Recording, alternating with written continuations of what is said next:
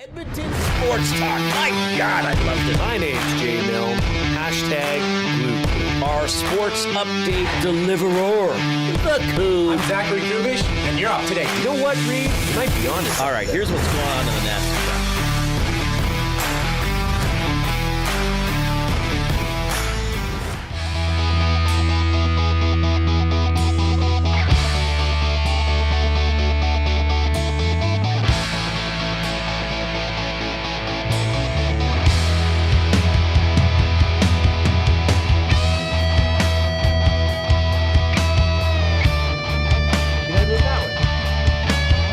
Center.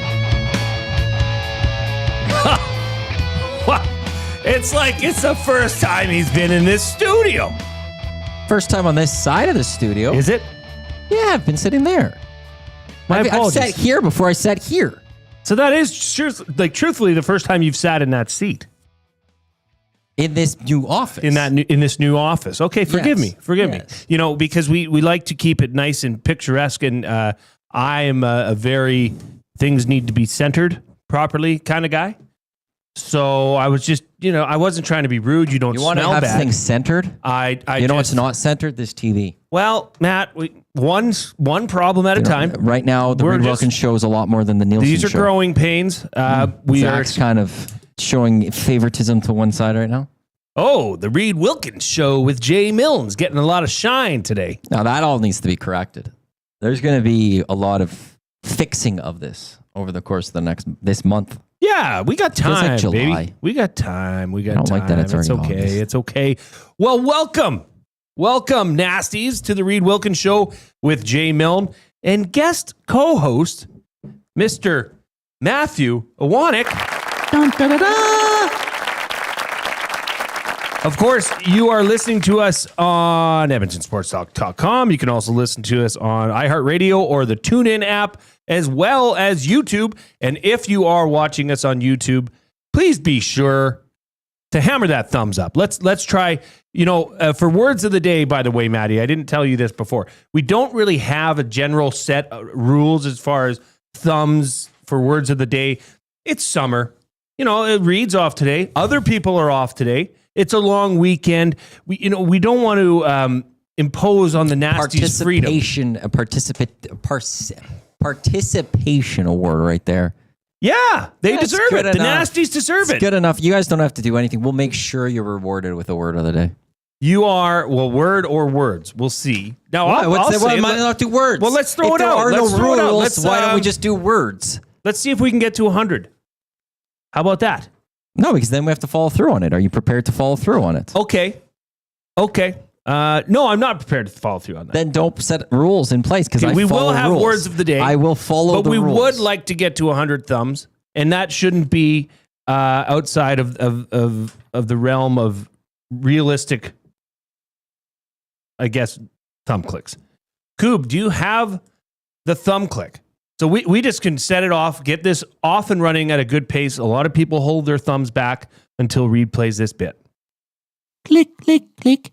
Must you click? Please, please click. Must you click? You must click. Thumb. All right, we are coming to you live from the beautiful banquet studio where Spin to Win Fridays are happening at the banquet. Spin the wheel for a chance to win big and save on your bill. Details at thebanquetbar.com. All right, let's dive into this. I'm going to set this show up a bit. We're going to have lots of Elks discussion as they host the Ticats tomorrow down at Commonwealth. That is an afternoon game, 1 p.m. kickoff. You can find the Green and Gold kickoff show right here on Edmonton Sports Talk live. You can also listen on TuneIn, iHeart apps, or EdmontonSportsTalk.com.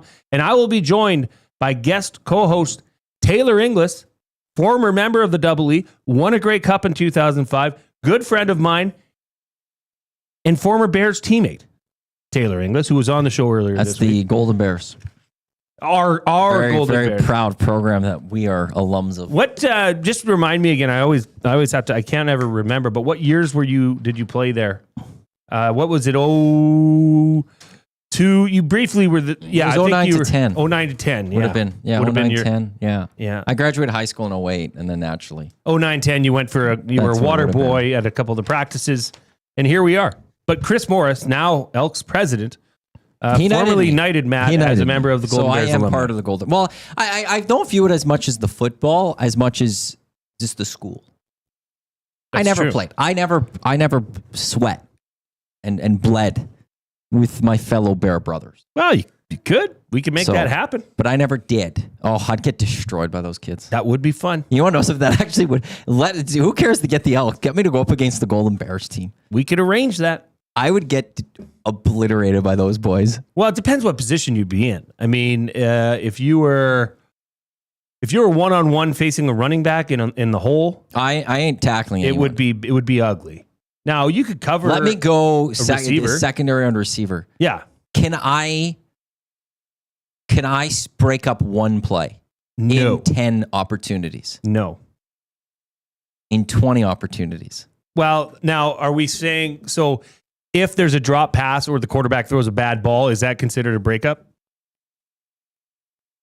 You sit there and you go, Matt made it. Matt disrupted that play. Matt did something to stop. Like Matt held him up at the line enough, or Matt tipped the ball, or Matt got Well, like you can't just hold him. no, without a penalty, obviously. Okay. But like I tipped the ball, or I got in, a good hand battle. I'm saying 20 opportunities I'm saying against a 0 Golden out of Bear 20. receiver. I'm saying 0 out of 20. I'd agree. In full equipment too. Yeah, I'd That's agree. going to be the hardest thing is just to get used to running with shoulder pads on and this Okay, what if it was heavy helmet. just drills? Just drills. Nah, I still wouldn't put your odds that high. Sorry. I think maybe one. I couldn't I even think maybe I cover could down. tip one. Still, Yeah, I'd have like- to be close though. I mean, we're old. They're I'm young. not getting close. We're old. It's a young man's game. Okay, here's another question. Not saying I catch it because my hands aren't the best, but I could break away from a defender and the balls would hit my hands. I think you'd have a better chance on the offensive side Yeah. of beating a defender than you would on covering Running a receiver. route or something? Running a route, yeah. If the coach was Because they don't know what you're going to do. Out You of would 20 know. opportunities, Out of how 20, many would be like in my hands? Like again, I have to catch them. that you'd So catch? that would be tough. I think but you the got decent quarterback hands. puts them there where I get open and I could possibly catch it. I You'd probably go 5 out of 20. think we should try that next year. We should. Hey, it's Actually, one I need phone to call. talk to you about that. Okay. Well, you messaged me about doing a hangout with that stuff. Yeah, I we got gotta a make that date happen. actually in my mind. Okay. Well, we can make it happen there. Of course, if you want to chime in, you can do that in the nasty chat, or you can hit us up on the afternoon inbox, which is presented by River Cree Resort and Casino, home of Tap 25 restaurant, where the entire menu is 50% off 7 days a week from 2 p.m. to 5 p.m. That's at the River Cree Resort and Casino. And you can hit us up in the inbox, 780-218-9999. Okay, here's what's coming up on the show. We're going to have some Elks discussion. We got a fun off-topic topic coming up here. Justin McWilliams, a CBS Sports National Major League Baseball writer, will join us at 3:40. Obviously, what did I say? Justin. Julian McWilliams, my apologies. We're going to talk about the trade deadline yesterday, winners, losers, how the Blue Jays fared out. We're going to get you all caught up there. Of course, we're going to have Jays play of the day. Matt and I are going to cook up a live play for tomorrow's Elks game right here, so you're not going to want to miss that. Matt is fired up. Something happened to him. He won't tell me. He won't divulge any of this story to me. That's coming up at 4:22. Oh, and we got a giveaway. We're going to give away a 4-pack of tickets to the Edmonton Stingers, not tonight, but on Sunday, August 3rd, 4 p.m. We're going to give that away about 4:30ish. Oil understood. Obviously, Hockey Canada announced their orientation camp and the players that are attending that. We're going to discuss that. And then 5 o'clock, Andrew Hoskins, host of the Turf District, is going to join us to set up tomorrow's game. And a fun buying or selling coming up at 5:20, which will have to do with the draft of birds. Now, this draft of birds, I don't know if I'm already committed to saying that this is under protest. Why would you say it's under protest? Because nobody's said anything about this draft. Yeah. Usually we have categories. Now, I know the day that Dusty and Eric talked about it at 6 o'clock in the morning, Yeah. that they've probably come up with some. They haven't shared any of those details with myself or Tom. Well, why didn't you go back and listen to the show? Or Which show? I don't know. Go pay attention. Go find one. Or why don't you take over? Because I don't have better things to do. Why don't you take over? Why don't you sit here with Reid last week and come up with the categories? Say, these are what we're going to do. And then throw it to your group. Because, Matt, I had this in my schedule for today to bring it up on the show and come up with categories. And I'm sorry, I forgot Reidrick was off. So you and I are going to come up with categories. I'm just saying, like, there's always, this is always going to be skewed to the morning boys because they control it. And well, it doesn't Dusty matter. and Eric have not fared well in the polls Absolutely, lately. but it doesn't matter who commissioner is. It doesn't matter whether it's Quinn or it's myself. They kind of are dictating things. And it'd be nice if I saw you or Tommy or other draft participants stepped up. I'm trying to step up right now. Playing field. We're doing that. Could have done it all week. At buying or selling at 520. I have my own beefs on that one. Well, they shall be aired. As a host of the show, not as anything else, as a host of the show. Yeah, and I agree with those. I can't control that. But anyways, we're going to get into all this stuff today. It's going to be a fun show. Look, it's Friday. It's hot. Hey, Coob, do you have that music we normally play during the banquet read? It's kind of that sultry music. I can find something. Find something that fun. Fit, yeah. Just get me something fun. Put it on right away. Just start playing it when you find it. It is Friday. It's a Friday of a long Are weekend. you looking for Rebecca Black? It's Friday? No, gosh. My kids now know that song. I don't know how that happened. Sure, you can play it, Matt. You're really testing the YouTube today. Is this it? Yeah. Oh, yeah. Okay, so fade it out. I can't fade. Oh, I guess I could. You can turn it down. Okay, so it's Friday. You got Friday by Rebecca Black. Mm-hmm. Well, probably not. She's that probably sound not weird going to you? No, it didn't. It's just the No, intro can you then sounded. turn up my headphones a little bit there, Zach, then? Maybe I just couldn't hear it a little bit. What is it, 28 degrees out? There's not a 29? cloud in the sky. Yeah. All right. We're getting to roll into the weekend. Maybe you got plans. Maybe you're going camping. Maybe you're going to a wedding. Maybe you're going to the Stingers game tonight. And maybe you're looking forward to an Elks game tomorrow. Maybe a Sunday's a pool day. You know, maybe you're going to be driving around, getting some steaks, picking up some steaks. You know what, Matt? You're going to be picking up some beers, some ice cold beers, maybe some coolers for the beach side, for the pool side. And when you're driving, I want to know, what's the song you're going to be listening to? All right. What is your go-to summer cruising song?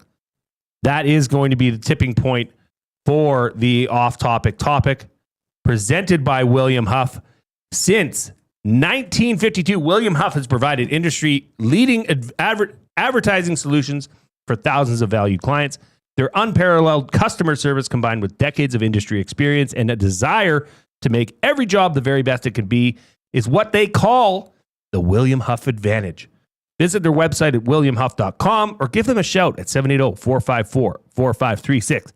That is today's off-topic topic. What is your go-to summer cruising song or songs? I chose songs. So if you're ready to go, Matty. You just tell me what song you want. Well, the first one that came to mind, and you can go to the minute 30 mark of this, is Best of Both Worlds by Van Halen. Or some people say Van Hagar. It's not the Hannah Montana, the Best of Both Worlds? It is not the Hannah Montana version. I was unaware of that. About a minute 30. Yeah. No, that doesn't sound right. Sounds fine to me. I mean, this is a banger. You don't like the song, or it's not sounding good to you? It's not sounding quality. Okay, so that was the first thing that came to mind. Now, it depends on the mood. Sometimes I'm in the mood for a little Renegade by Styx. You can go to about the 30-second mark of that. I like how you know, like... Hangman is coming down from the gallows and I don't have... When it drops, it makes it so good. Like...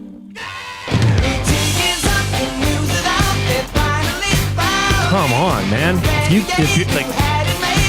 Summer cruising. Jen Cool says it sounds tinny and staticky. Yeah, see, I knew it did. What do we got to do? Unplug, replug? No, the other one. No, yeah, push it in more. Oh, there. I feel like this is. Oh. Let me fade this up. No, it was out a bit. That still seems off. Yeah, I'll play with that in the commercial break a little bit. It sounds a little off to me. And then, what would be just a good sending you off into a Friday? Maybe you just had a busy week. Sabotage by the Beastie Boys. This is just, it sets the mood, right? I mean, you're This getting one's ready. a good one. This You're is a getting good ready. one. Right? I'm going to the Stingers game tonight. I got the Elks game tomorrow. I got family day on Sunday. I'm going to cook. Ah! I think you hit the post there. Right? This is great.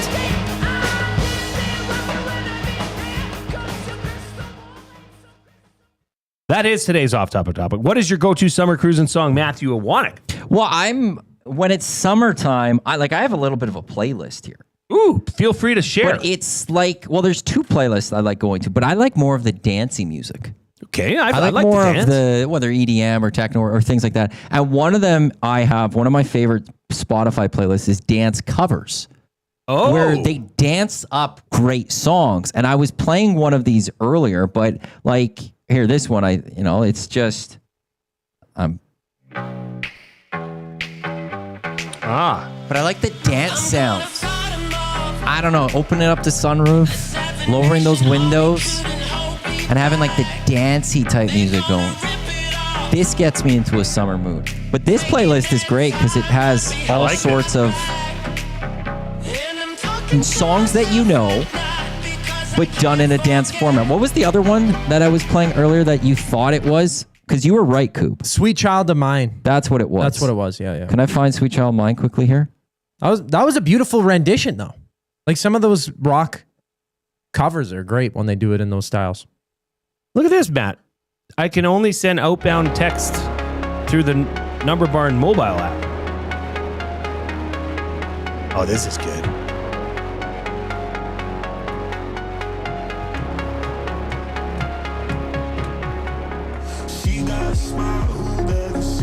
Kind of lost me on the vocals, to be honest. I like the premise, though.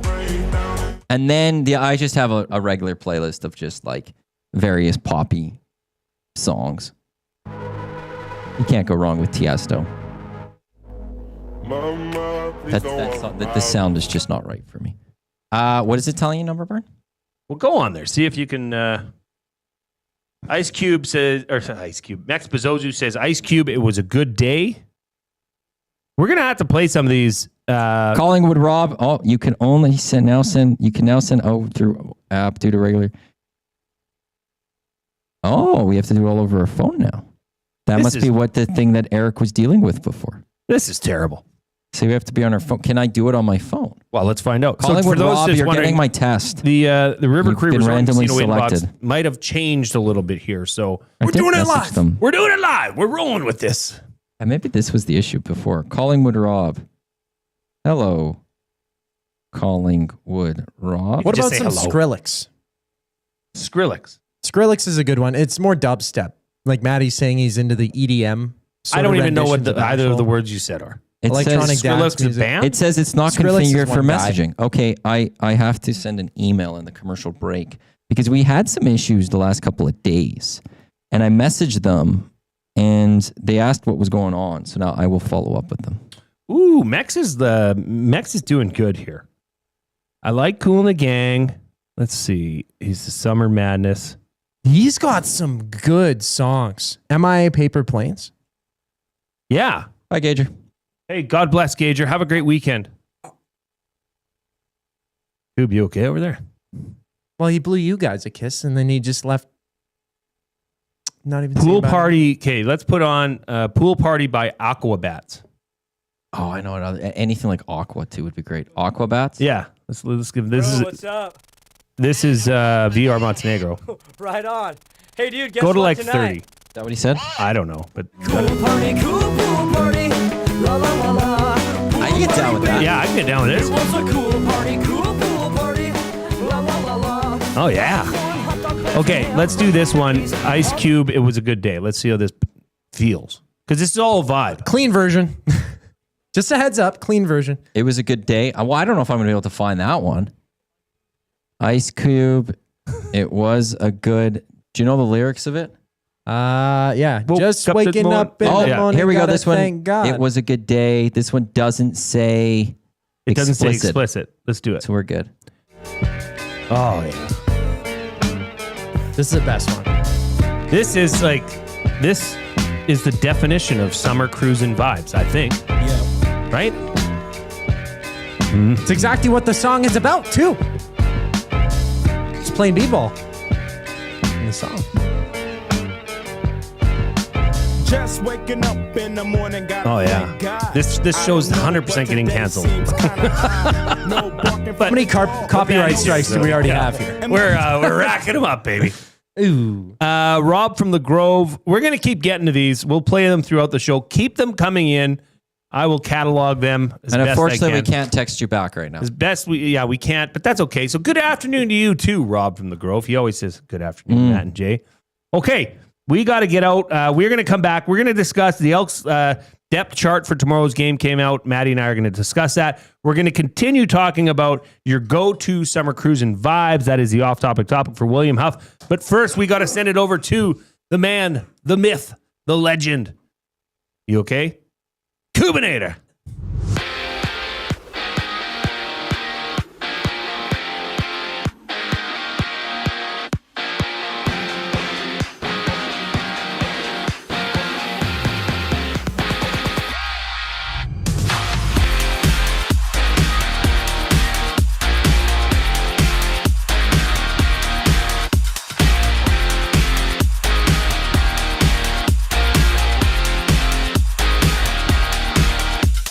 Jays make a couple moves ahead of their series opener with the Royals reinstating Dalton Varsho from the 10-day injured list, making him active for tonight, while George Springer heads to the 7-day injured list due to a concussion. Both Louis Varland and Ty France are active after they were acquired from the Twins last night. First pitch goes at 5:07. Kevin Gausman on the hill for Toronto. And at home, the Riverhawks open their final regular season home series as they battle the Falcons. First pitch just after 7. And back in Canada, the Argos and Bombers hit the field. Chris Streveler gets the call for Winnipeg. Nick Arbuckle, the starter for Toronto. Kickoff at 6:30. Stingers, they also play there in action at home against the Bandits. Catch the game on any of EST's audio streams. Tip-off at 7. And 5 games dot the WNBA slate. Chicago hosting Golden State. New York plays Connecticut, while Phoenix visits Atlanta.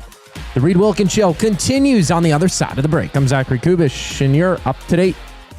Two guys and a goalie. When I played against Jason Smith and Jr., and it was only a couple of times, it always shocked me, his transition. Oh, this is a skilled puck-moving defenseman. We had this thing, we called it the Cobra Kai. Like he would basically grab people by the throat and one-arm them down. It was obviously a holding penalty now, but he would do it all the time, and he was vicious. Two guys and a goalie, presented by GS Construction. Tuesday and Thursday afternoons at noon, only on Edmonton Sports Talk, your clear choice for Edmonton sports. Win a trip to Osheaga with the Banquet in Aperol. We're sending one lucky guest to Montreal with flights, hotel, and 2 tickets to one of Canada's hottest music festivals. Enter by July 26. Details in store or on the Banquet app. Get real. Play hard. GCL Diesel has been serving oil country since 1972. From diesel cars to SUVs to pickups. From farm tractors to school buses to a big rig. From diesel generators to forklifts, GCL can test, troubleshoot, and repair all diesel fuel system components. Whether it's injectors, pumps, turbos, filters, or additive, GCL has the parts you need to keep your diesel running the way it should. For genuine diesel parts at wholesale prices, visit GCL Diesel in the West End or online at GCLDiesel.com. GCL Diesel. Diesel understood. Summer in Edmonton means 3 things: warm weather, long nights, and plenty of sports. From the lake to the links, you can boost your summer fun with hundreds of casino games, live betting on your favorite sports teams, and access to popular lotteries. All in one app, anywhere in the province. Download the Play Alberta app today and deposit $20 or more with promo code YAG50 to claim a $50 free bet. That's promo code YAG50 for a $50 free bet on us. Redeemable once per Play Alberta account. Remember, if you gamble, please use your game sense.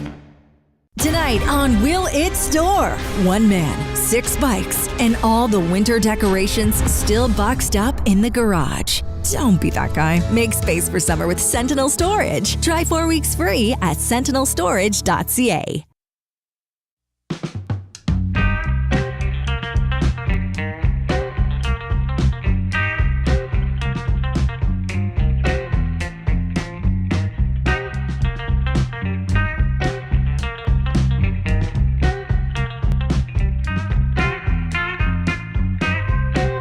Welcome back to the Reid Wilkins Show with Jay Milne and guest host Matthew Iwanyk.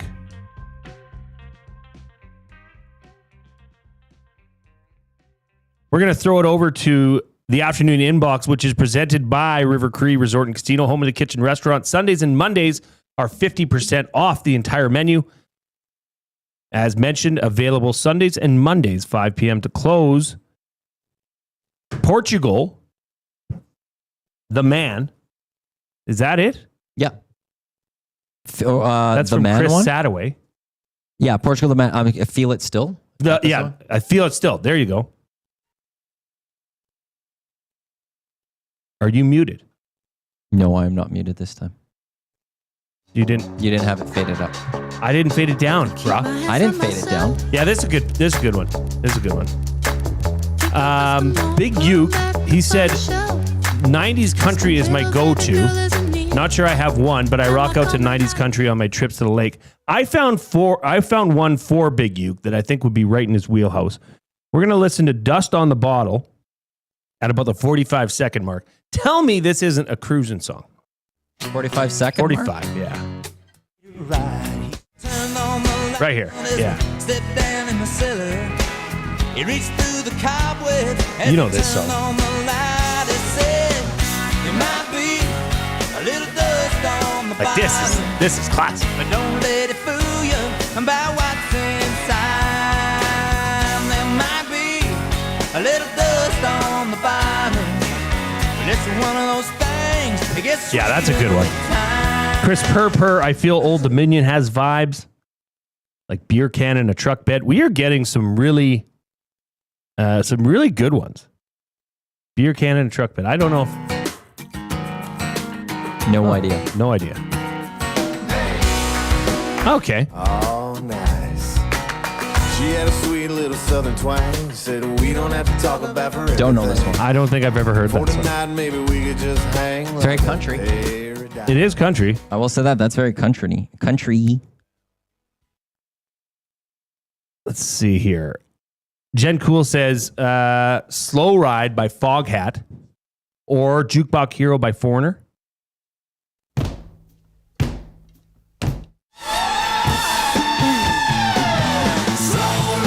Yeah, I mean, this is it.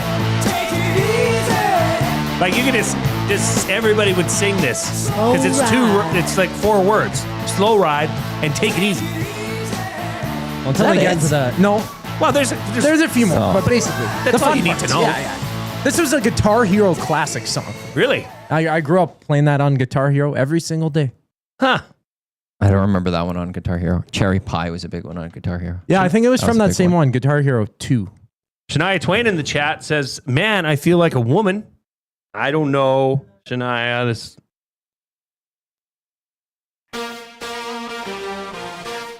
Let's go, girls. I don't know, Matt. I'm trying to get myself in the picture. It's going to be hot later tonight. I think this Into would be the Riverhawks is sold Yeah. out. Cracked open that beer. No, this does it. Yeah, This it does. it. It plays. It does play. Well done, Shania Twain. Well done. We are getting so many. This video's going to come down quick. This video. Dusty will be texting us later. This Like, is- why is this one in? I'll deal with it. All right. Well, I got the boss. The second in command is the one, behind the buttons. We haven't really talked too much over that. We could just delete those clips. off Sure. later. Yeah, it will be fine. We've got bigger problems. We can't text people. Well, that might be a bigger problem, yes. The Elks released their depth chart today. Matty, I know you saw this on the Hangout. It came out while we were on the Hangout. First thoughts on the depth chart for Week 9 versus Hamilton. Yeah, nothing too significant. I'm excited to Benjamin Victor in the lineup. I know this team was very high on him. It's one of the reasons why they let Alex Hollins walk after training camp. He was partly injured, but also they really like these young guys. So this team needs somebody to step up beyond Steven Dunbar Jr. receiving wise. So maybe he's the guy. The change between safety and linebacker spot's an interesting one. But the depth chart doesn't do much for me. It's the O-line is all the 5 guys are still there. The offensive coordinator is still the offensive coordinator. Robbie Smith, okay, he's back. Maybe he produces, but it's this offense is only going to go so far as that O-line is. If they played like last week, this team has no chance. And if the offensive coordinator is the same offensive coordinator isn't making any of those adjustments, this team's not going anywhere offensively. Defensively, it's great having Robbie Smith back, but overall, they just need to build off of last week because they were a good team last week. They were a good unit last week. Can they build off that? We're going to find out. Where do you think, or how do you think Joel DeBlanco fares at weak side linebacker, filling in I think for fine. Nick Anderson? I think it'll be better than expected. Well, 2 weeks ago, Nick Anderson didn't finish the game, I don't think, against BC. And DeBlanco came in. Now, that was just a bad game overall. Last week, Nick Anderson left in the third quarter. And it didn't look like that Elks defense really missed a beat too much without him in the lineup. You know, DeBlanco was out there. We noticed him a few times. He was making some plays. Yeah. First overall pick from last year. One of the reasons Chris Jones and the team did take him at the time is they figured he was ready to contribute right away. But then they had a Nick Anderson who stepped up and took DeBlanco's spot. So they have a player right there in DeBlanco who should be able to contribute. And, you know, it's always going to hurt when you lose a Nick Anderson. But to me, Joel DeBlanco is kind of one of those plug-and-play type players. And in football, next man up is more important than any other sport. Here's next man up. Do you think that the Elks, if they play 7.5 out of 10 on offense, 8 out of 10 on defense, and continue the same play on special teams, do you think they can win? 7 out of 10 on offense, 7.5 out of 10. Well, 7. Yeah, they could win. Of course, they could win. Any team could win at that point. So why do you still think it's going to be a double-digit win by Hamilton? Which reason do you want? Door A, door B, or door 1, 2, or 3? You have 3 doors. Yes. Door 1 is on the left? Sure, I guess if you're looking at 1, 2, 3, I guess. I'm left-handed, so I'll go with door 1. Door 1 would be that this defense over the course of this season has shown that they aren't what we saw last week, and they are more what we've seen the rest of the season because there's more of a sample size, and Bo Levi Mitchell is going to torch them. Okay. Why do you just assume that? I mean, Trevor Harris is pretty good. Because there's only one game. I'm not going to bet on the most recent game and just forget about every other game I've seen. Yep, that's fair. I need to see back-to-back games. I am going to bet more likely that they are that other team and they just had a good game last week. What if they're just improving? What if they're going to be better than they were? And you want to know something? If they improve, then I will change my tune as we get set for Montreal. But right now, I'm not going to bet on the fact that the Elks defense has turned it around. So that's door 1. Okay, door 3. Door 3 would be the fact that the Hamilton Tiger Cats have come to Edmonton a number of times over the last number of seasons and have absolutely destroyed the Edmonton Elks. And it doesn't matter who their starting quarterback has been. It could be Jeremiah Mazzoli, seen him do it. It could be Bo Levi Mitchell. It could be a number of quarterbacks. I think Taylor Powell was the one that did it one year. It doesn't matter what quarterback the Ticats have brought into Edmonton and Commonwealth Stadium. It doesn't matter who the Edmonton Elks have been going up against that team or the Edmonton Eskimos at the time even. This Ticats team has had a lot of success coming here to Edmonton and not just winning, dominating. Door number 2. Bo Levi Mitchell. Yeah. Bo Levi Mitchell is all I need to say. Kenny Lawler, Tim White, Greg Bell. I could throw those out there as well. But Bo Levi Mitchell himself has a history, whether it be Calgary or elsewhere, of playing very well against this franchise. And he's having a great season. They've had a nice come-from-behind win last week against the BC Lions. But Bo gets up going up against Edmonton, it seems. And I don't know if Edmonton's ready for the challenge of Bo Levi Mitchell when he has those type of weapons. Kenny Lawler, I could even, just that could be subset of B on that one. Door 2. Of door 2. Yeah. You know, there's another side door inside. There's a door in the door. You could see Kenny Lawler. Like, what has Kenny Lawler done against the Edmonton Elks the last couple of years? Because I know last year he had a big game because I won a fantasy because of that. And we're all at Century when that one happened. But if you could forget the Winnipeg, what was it? The whooping in Winnipeg? Last year, 130 yards, 2 touchdowns in the second meeting. In the first meeting, the Elks did well, but he was just coming back from injury. He had 6 catches for 26 yards. 2023, he was injured a little bit as well. 93 yards in the first game, 49 yards and a touchdown, 98 yards. So this guy's going to either put up yards or he's going to score touchdowns on this team. And he's got Bo throwing him the football. I'm concerned about Kenny Lawler, what he can do to this secondary, who, let's face it, they haven't been great. They have not forced one turnover. They have not had an interception. The only interception the Elks have has come by their D lineman, Jake Serezna. There's been 0 fumbles forced by this team. Exactly. That's concerning. Kenny Lawler can disrupt, and you're going to have to, at some points, take two of your defenders and run with them. I mean, this is not a great situation for this team to be in. Last week's game against Saskatchewan wasn't either. Right? They've got some weapons. They've got Trevor Harris.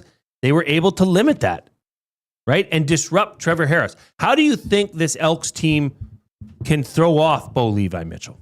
Well, the same thing that they did against Trevor Harris, and that's getting him on not mobile. Yeah. The flip side, though, is the Saskatchewan Roughriders, and talking about with Haas yesterday in the lock shop, I finally figured out what I wanted to say about the Roughriders is they're a team that doesn't know how to finish a team off perfectly. They've struggled closing a team out. They allowed teams to come back. Ottawa at the beginning of the year was able to come back. They allowed Toronto to come back and tie that football game. Last weekend, they allowed the Elks to come back and tie that football game. The Ticats don't do that one as much. The Ticats go out and they keep the foot on the pedal and they finish it off. And if the Ticats get off to a good start, the Elks will not be able to make a comeback tomorrow, like they did last week against Saskatchewan. It's easy to look at one quarter of Saskatchewan and be like, hey, look, the Elks made it close. It was one possession game. We're all forgetting what happened in those first 3 quarters, though. Okay. 4 points. So here's the other point. The Ticats have lost to the Stampeders. They've lost to the Rough Riders. They've beaten Montreal, Toronto, Ottawa, BC. Mm-hmm. Have they beaten a BC good team last week? That's the first that I put them on Is fraud BC watch a good list. team? But they going out west and doing it. No, I'm not saying they're not a great team. Yeah. But to going out west, traveling across the country and getting that victory puts them in. They're a good football team. Not BC. Hamilton's a good football team in my mind. You're going to lose football games. But here's the thing. They've beaten those other teams. Where do the Elks rank in all those teams? That's what I was going to say. They're right with the Red Blacks. And, well, I think BC is still better than Edmonton at this point.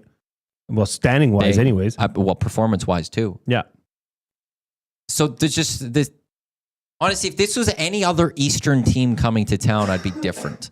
But it's or if this game was being played in Hamilton. If this game was being played in Hamilton, I would have a completely different feeling. It's the fact that the Hamilton Tiger Cats coming to Edmonton, it hasn't been good. And I could quickly run through the results of this as I did on the Hangout earlier today. And Hamilton in 2018 came to Edmonton.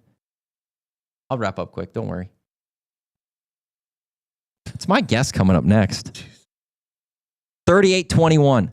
30-27. Hamilton winning those. 39-23. 37-29. 44-28. It gets a lot closer when it goes the other way. I think this is a bit of a look-ahead game for Hamilton, and Edmonton can win. I think if Edmonton can play, that's why I asked you. Yeah. That's why I asked you.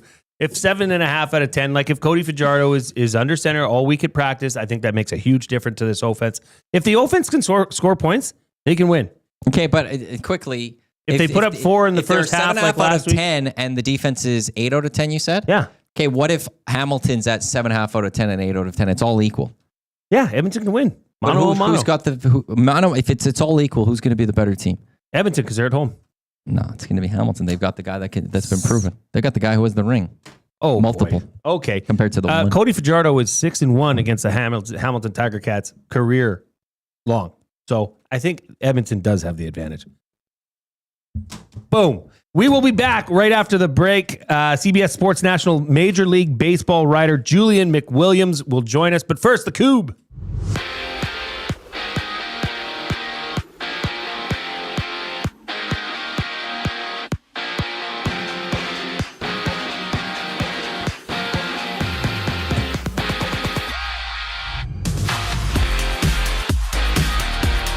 After being traded from Minnesota to Toronto yesterday, Louis Varland and Ty France are active for tonight's series opener against the Royals. The Jays have a couple other moves, placing George Springer on the 7-day injured list due to a concussion, while reinstating Dalton Varsho for tonight. Action starts at 5:07. Kevin Gausman on the hill for the Jays. And down at RE/MAX, the Riverhawks and Falcons scrap just after 7.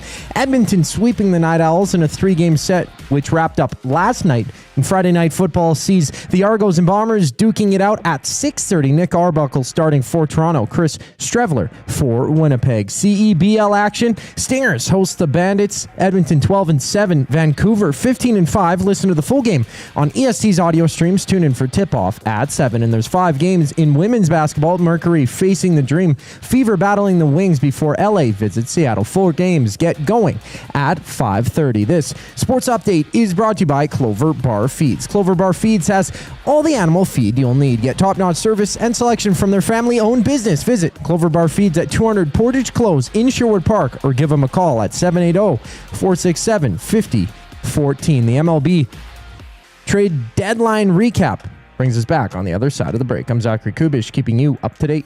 The Oil Stream. Who are the top 5 Oilers captains in franchise in history? Moose, number 1. Moose ahead of Gretz? Yes. Okay, who's number 2? Wayne? It's got to be Wayne. Where do you go from here? Well, let's go through Bucky. Yes. Shane Corson.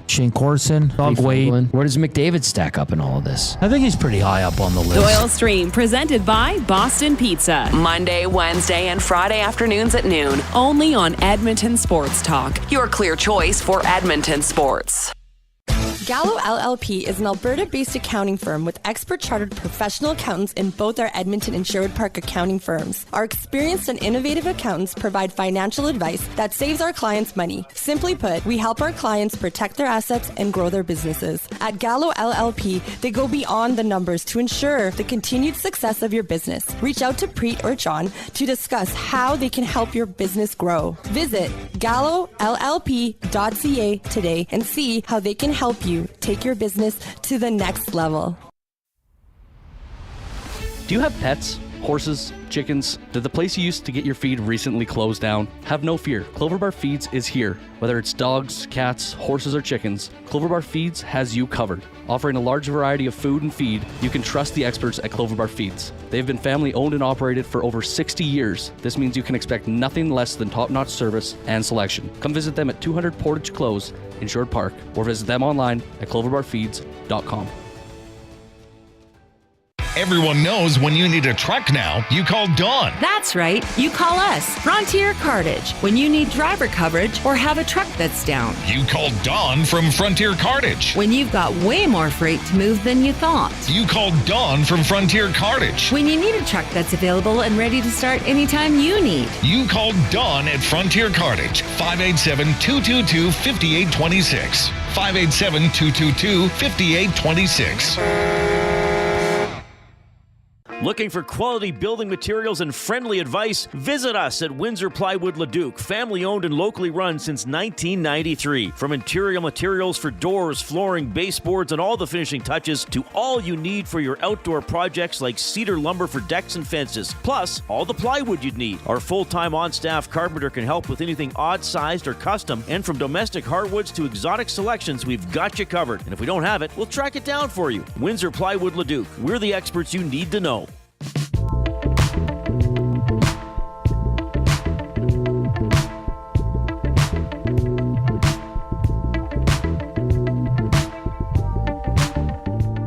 Welcome back to the Reid Wilkins Show with Jay Milne and guest co-host Matthew Iwanyk here on Edmonton Sports Talk. Your clear choice for Edmonton sports.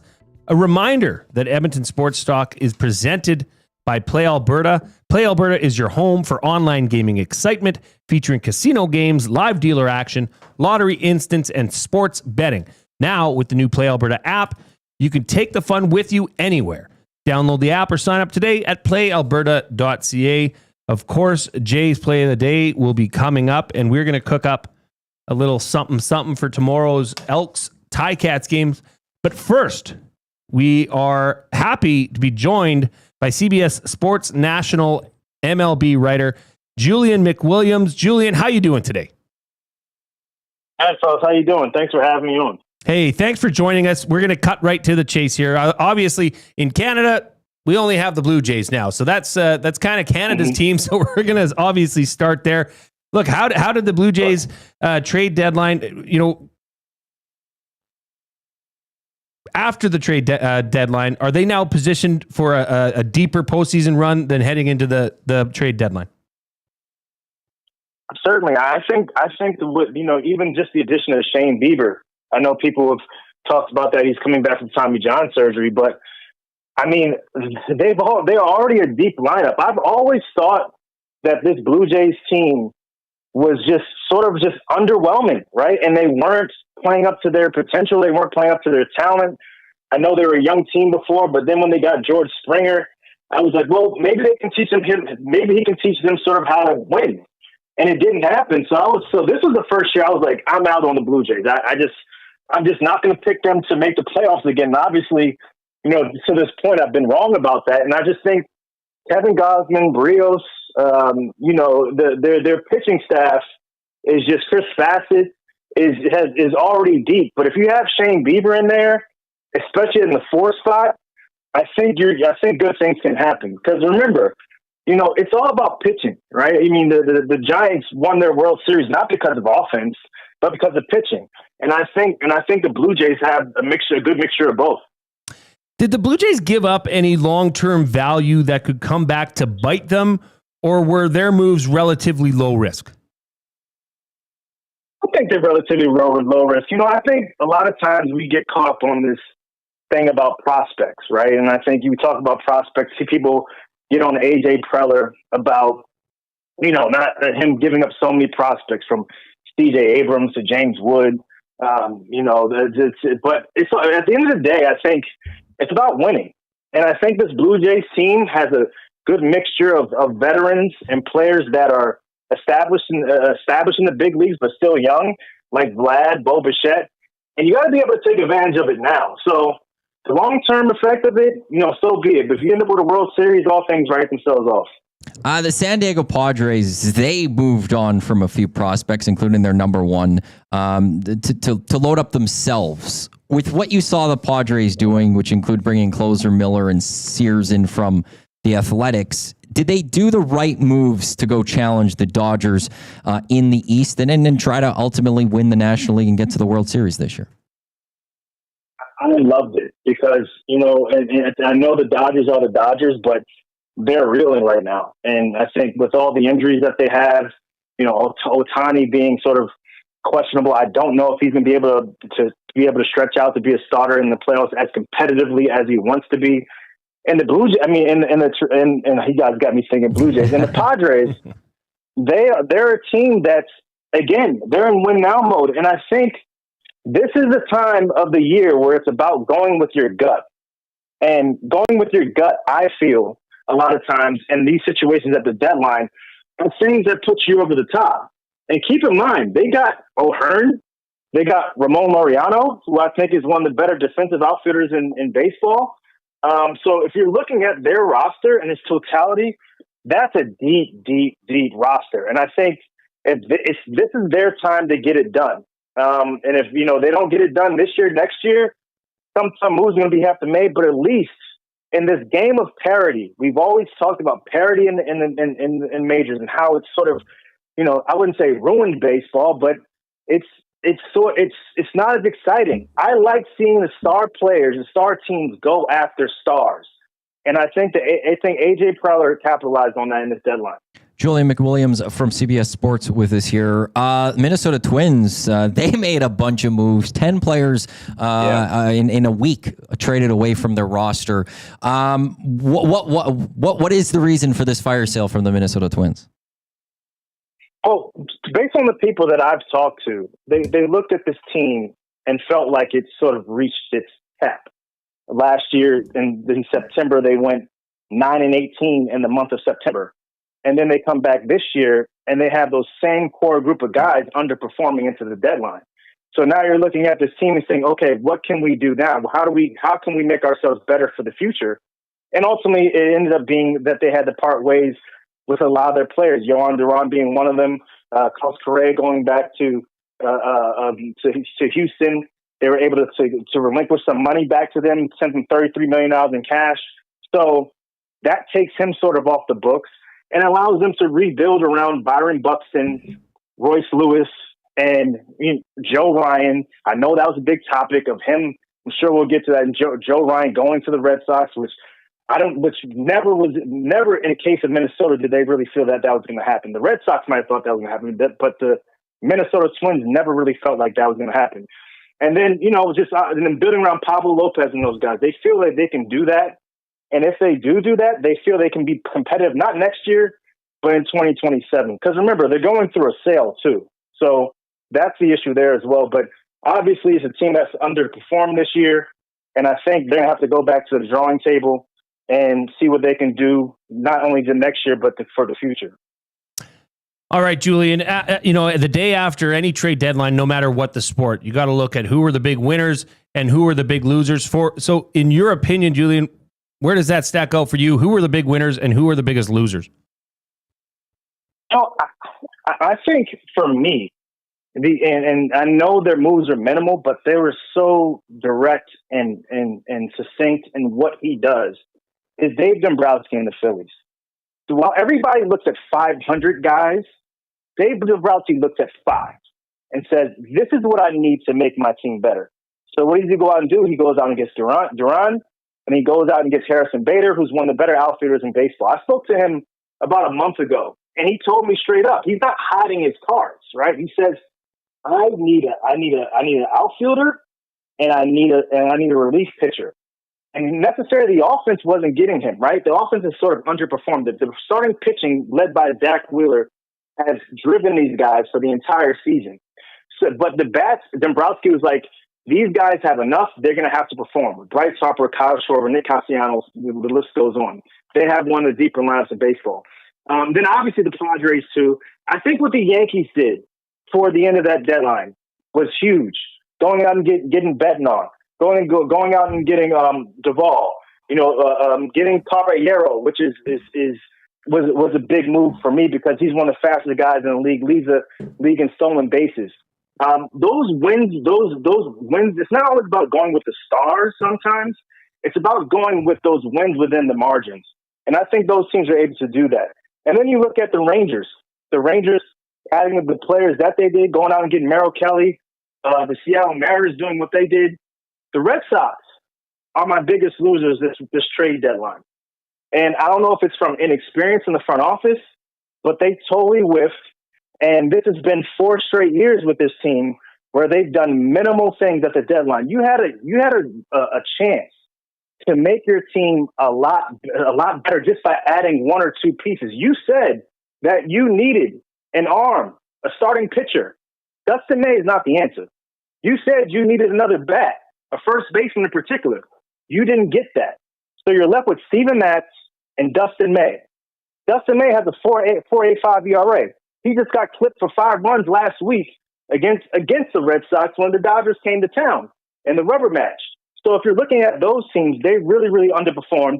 And then for me, the Pirates, by not being able to get rid of some of the talent that they've had on there, and in addition to Merrill Kelly, Ben Sherrington is the guy that holds on to things a lot of times, and the Braves, the White Sox, the Angels, the list goes on and on. I think those are the winners and those losers in my book. Well, Julian, I got to share with you here that you brought a massive smile to my co-host Matthew Iwanyk's face when you said that the Yankees were some of the biggest winners and the Red Sox were the biggest loser. I think you made his day. So Music to my ear. Music to my ear. Hey, Julian, thank you very much for taking some time out of your day to break that all down. We really appreciate it. And let's see how the rest of this season plays out. Thanks, Julian. Certainly. Thanks, guys. All right, that was Julian McWilliams from CBS. He's a Major League Baseball writer. Well, Matt, I mean, the Blue Jays, he made a great point. I mean, it does come down to pitching down the stretch. Always does. And they just bolstered their lineup immensely. And even with the injury to Bieber, I mean, I think he's ready to come back, next week? I thought he had a couple more starts. Yeah, probably something very soon. Something like that. But even without, they do have a good 5-man rotation that could carry them. Can you imagine how electric that would be? Another Blue Jays run? And especially, I mean, this season was written, this team was written off earlier in the season. Earlier in the season, they were written off before the season. True. And at the start. I mean, it wasn't a great start. So I think that would be phenomenal. Were you into that last run, the Bautista bat flip? No. I was cheering against. Well, yeah, okay, I forgot. But I wanted to, I spoke about this before. I wanted to jump on board because I heard about how the country got behind this team in 92, 93, and I was too young. So I wanted to get on board. Well, I was 1 and 2. So I wasn't aware of it. Oh, well, you're talking like Joe Carter days. Yes, that's what I said, 92, 93. Yeah, but the recent one. That's what, if you let me finish, I can get there for I'm you. sorry. So then I wanted to jump on board with this one, but it was not at all welcoming to anybody else to try to support the Toronto Blue Jays. So I cheered against them. What do you mean it wasn't welcoming? You could talk to a number of non-Blue Jay fans. Because you're a noted Yankees guy? Well, it was just various different things. Like it was rubbing it in our faces and things like that. Whereas I counter that with, and I'm not saying you can't do that, but don't get upset then that I'm not jumping on board. The Raptors are very welcoming when they went on their championship run. I really enjoyed that championship run. It was just a very open, welcoming fan base for anyone in this country to just want to get behind good times. Didn't feel that with the Toronto Blue Jays, so I actively cheered against them after. So very glad when they lost. Keep waving those white flags. Given that they're Canada's team. They're not. There's no such thing. Canada's team is Team Canada. They are owned by Rogers. Major League they are Baseball, owned the by Blue Jays Rogers. are Canada's I'm an team. Expos fan. I grew up an Expos fan. Oh, Matthew. The Expos, I don't know if you heard, but they're not playing anymore. I know, out but of I'm not Montreal. going to start cheering for Toronto when I despise Toronto for numbers. I thought in Edmonton we grew up to hate Toronto. Which is nice because it's the only time that you can actually come together as a country and cheer for the same team Rogers in a owns sport. them. Rogers owns them. Canada doesn't own them. Other than the Olympics, I should say, and there's no. And to me, in professional sports, there's no such thing as this country's team. It's not. They're owned by Rogers. Rogers Communication owns them, or soon to be. I don't know if it's fully done yet. MLSE. So what does that have to do with your It's a business. They're a business. So every professional sports team is a business. Absolutely. That's why there's no national teams. The national team is the Canadian men's baseball team. I've watched every single Canadian baseball game at the World Baseball Classic. That's when I get on board with our Canada's team. There's no Canada's team. There's a lot of Mariners fans in this country. There's a lot of Twins fans in this country. There's a lot of Yankees and Red Sox fans in this country. Sure. I'll give you that. That's fine. The Jays then don't become Canada's team. They're not even red and white. They're blue. Look, there aren't as many baseball fans as there are. Canada. That's why. That's it. It doesn't make them Canada's team. You're not, am I not a Canadian because I don't cheer for the Toronto Blue Jays? Probably, yes. Well, then cheer for the Toronto Maple Leafs. Let's all get on board behind Toronto. Edmonton has a team. No, well, Toronto's great too. No, they have more your Stanley point Cups. is not making much sense. There's no such thing as, it's the same. It's when the Oilers, and the fact that saying when it's the a Oilers business. get to the Stanley Cup final, that's because there's an owner of it. Canada doesn't own them. A business does. When Edmonton gets to the Stanley Cup final, they're not Canada's team. They're the only team left in the playoffs. Should all of Canada get on board with the Edmonton Oilers? No. You have your own team. Support your own teams. This coup position has really made you hard, man. I have said this, and I've gone on this for over a decade. As long as I've been on radio, I've been going on this one. Okay, well, hey, to each their own. I'm not saying you're right or you're wrong. I just think you're a little harsh, and the whole business aspect of it. That's not new. Every professional sports team is a business first. I know, but that's why they're not Canada's team. They're Rogers' team. Rogers owns them. They're not Canada's team. They're Rogers' businesses. You don't think Hockey Canada is a business? It's a big business. They don't own the hockey team. They own Hockey Canada. They go and represent our nation. We could really go down a rabbit hole here. The Based Olympics off of are our team. All of our team comes together for the Olympics. That's when Canada comes together. Do you know Reid is not a big Olympics guy? I heard that yesterday. He's way off base on that one. Just it's not disheartening. for children. But I was saying, I'm like, I love to just sit down and get into a 5 rounds of shot put. I wanted to never yell get to see surfing. Surfing, sure. Loved watching surfing. Because you don't get to Olympics. watch that stuff, right? You don't see it that much. I love the Olympic spirit. And yeah, you guys are screwed. Oh, you were wrong on something too on that one. What was the I U.S. wrong? does not have better coverage than Canada. Canada is widely acclaimed to have one of the best Olympic coverages. I think U.S. What I meant by that was that U.S. covers. They have more coverage on sports that you don't normally see. No, Canada will play the hits. That is completely. That's what I found. But I was told about the Last CBC year- Gem app, Yes, which apparently is CBC. the best. You can watch everything. Okay. CBC highlights non-Canadian events. Yeah. The U.S. only focuses on U.S. events. The last Olympics was the first time where you could actually go find a lot of things in different channels. Canada is the one that is a standard where we show everything and we don't do just Canada. See, unlike you, I'm not too proud to admit when I'm wrong. So I hand up. If I was wrong, maybe I'm not looking at the right sources, and that's on me. So forgive me. But we're late. We're late getting to the break. It's the top of the hour. Here we are. We're Also got a little bit of news for the next segment. You do? Breaking news? Mm-hmm. Okay. We got Jay's play of the day and Fired Up coming up after the break. But first, ties nicely into that segment. Kubinator. The Lock Shop. A big game for the Bombers, too, and if they want to keep it closer to the West Division at the top with Saskatchewan. Like Calgary, they're not doing much with PJ Walker. I think that can be determined a little bit after yesterday and how the game ended in Montreal. Like they're a much different team without VA behind center. Saskatchewan going up against Montreal this weekend. Like if the Bombers can't find a win here, they could also be looking at 4 games back of the Saskatchewan Roughriders. The Lock Shop, weekday mornings at 11, only on Edmonton Sports Talk, your clear choice for Edmonton sports. If you aren't wearing a Connect belt, what are you waiting for? A one-size-fits-all belt with a smooth, hole-free track system makes it adjustable for the perfect fit. With fully customizable options, you can choose your belt color, material, and buckle to suit your style. 100% Canadian-owned and operated, Connect belts are designed for work, everyday wear, and even a round of golf. Check out the large selection of men's and women's styles at www.knktbelts.com. Connect belts, the perfect fit every time. Your home for live music and great performances is the River Cree Resort and Casino.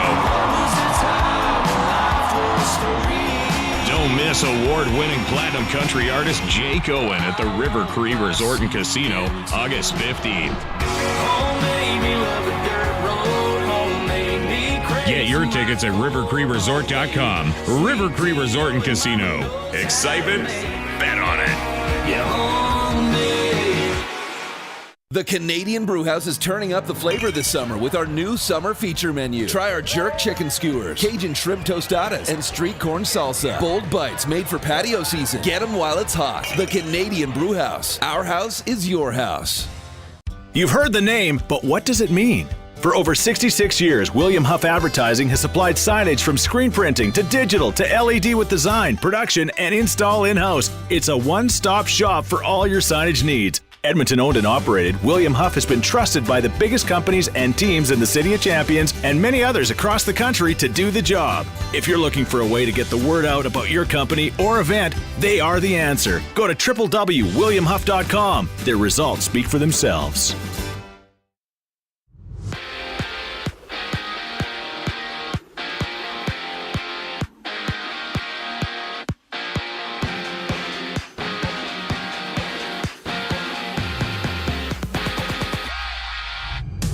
Jays make a couple roster moves today. Dalton Varsho active off the 10-day injured list. George Springer heading to the 7-day injured list with a concussion, while newly acquired Ty France and Louis Varland are both active for tonight's series opener against the Royals at home. First pitch at 5:07, Kevin Gausman pitching for the Jays. And around the league, the Mets and Giants begin a 3-game set. The Tigers and Phillies go toe-to-toe before the Astros and Red Sox have a date. And back in E-Town, Riverhawks match up with the Falcons fresh off a 3-game sweep over the Night Owls. Action starts at 7:05. Meanwhile, CFL action, it's Toronto on the road in Winnipeg. Argos 2-5 with Nick Arbuckle getting the start, while the Bombers sit 3-3. Chris Strevler behind center for 6:30 kickoff. From the Hive, the 12-7 Stingers tip off with the 15-5 Bandits. Catch the game right here on EST. Tune in on our audio streams with coverage starting at 7 o'clock. I'm Zachary Kubish. That was your sports update. The second hour of the Reid Wilkins Show starts right now.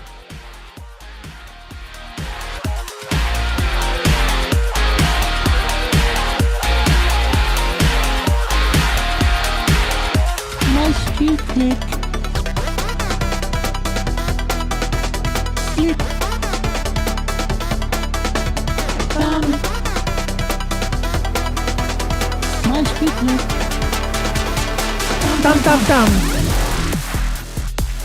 Welcome back to the Reid Wilkins Show with Jay Milne and guest co-host Matthew Iwanyk here on Edmonton Sports Talk, your clear choice for Edmonton sports. A reminder that we are bunkered down in the Banquet studio, craving a late night snack. Check out the Banquet's new late night happy hour menu. Sunday to Thursday, 9 p.m. till close. Enjoy favorites like a sweet and spicy lettuce wrap or the Banquet burger at happy hour prices. The Banquet. Get real. Play hard. Says it right there. That's it. Well, Matt, Jay's play of the day hasn't been all that great this week. That's okay. You know, we have highs, we have lows. We ride. We don't ride. It's okay. We fade. Okay. But tonight, I'm going to give it another shot. Do you have the song? Yeah, Goob. Hit it, baby. It's Jay, it's play, he's Jay, it's today. It's Jay's play of the day. It's Jay's play of the day. Jay's play of the day. Jay's play of the day is brought to you by Play Alberta. Make your bets count for you and everyone else with the Play Alberta app, with hundreds of player prop bets on the biggest leagues: NFL, CFL, NHL, NBA, MLB, you name it. You're not just playing for fun, you're supporting your province. Play Alberta revenue helps fund Alberta programs and services. Deposit today with promo code YEG50 and get an EST exclusive $50 free bet to get started. And Matt, announcement? That's part of it. That's part of it. What's the other part of it? Well, all the Play Alberta codes have been reloaded for the month of August. Oh! We haven't talked about this. EST Sports, use that promo code. Deposit 20, you get a $50 free sports bet. Use YEG50, deposit 5, get a $50 free bonus. Jay didn't know this, that the YEG50 was still happening. I thought it was a one-time offer. It was not. It's a month-to-month offer. It was a month-to-month offer. It is back. It's reloaded. YEG50, deposit 5, get a $50 free bet. My board off? I was going to say this. Say that's not right. That's not right. Not right. Try this. Are you kidding me? Ah, wow. Look at you. You're the hand of God, Matthew. Boards. Going to be the death of me today. Boards. Okay, I'm going to keep it short and simple. Without Zach Collaros, I think Winnipeg is just a totally different team. I don't see them. But they are saying they're going ahead with this game as of right now. It's still scheduled. As of right now. It looks good, the weather for air quality and stuff. So this game is still progressing to being played tonight. Just wanted to jump in. Okay, so for those that didn't hear earlier on the Hangout, Matt had reported and said that this game was in question because the air quality due to smoke. And it was at an 8 at the time. Was a little bit close to the. They announced it early that they're monitoring the situation, but I saw just a little bit ago that it was looking like they are still progressing, and it's looking good that this game will happen. So a 10 is when they don't 8. play, or an 8, and it was at an 8 earlier. Okay, Yeah. So that's good news. Jay's play of the day, simple: Toronto Argonauts to win on the money line. That was plus 112. They really boosted this one. This What is did they plus get it to? 146. Really? Yes. That's and a nice that boost. line moved after. So when I first asked them to boost it, it was at plus 125. They boosted it to plus 146. Now that line is already down to plus 112. Or at least it was before the show. So that's Jay's play of the day. If you want to ride with Jay, go to playalberta.ca, click on ESC specials, and you will see the early bird bet. Toronto Argonauts plus 7.5. You'll see Matty's lock shot parlay, which I really like. Bo Levi Mitchell and Cody Fajardo, 2+ passing touchdowns each, and AJ Ouellette, 65+ rushing yards. That's plus 400. So there's lots of fun plays there. Check it out, but always remember to use your game sets. Okay. So as you those of you that have listened to the Green and Gold Kickoff Show, you know, and if you haven't checked out the Green and Gold Kickoff Show, whether you're tomorrow's the driving to day the you want to stadium, do it for sure. Yeah, check it out. It's usually Matt and I, but tomorrow I'm going to be joined by guest host, co-host Taylor Inglis, a former EE player, won a Grey Cup in 2005, as well as a former teammate of mine at the University of Alberta. Great guy, can break it all down. But Matty and I usually cook up some sort of a Matt and Jay's play of the game. It's Jay and Matt's play. Jay and Matt's big play of the game. That way. It sounds better. Jay and Matt's big play of the game. So today I've changed up the wording of it because we're going to have to include Taylor, but you're still here, so we need you know, you're good at this stuff. You know, I need your help. So we're going to come up with Matt, Jay, and Tay's play of the game. All right? That's what it'll be called on the Play Alberta site. So Matt, what are you thinking off the top? Let's cook this up. Well, I already had the Cody 2+ TDs, so I don't want to do that one necessarily. I was trying to think of a Cody Fajardo passing one. So Cody Fajardo 250+. I was thinking 3, but maybe like I think we can get there. Just leave it at 250. So Cody, I think that's safe. Plus 250 yards. I think that one's a very safe number.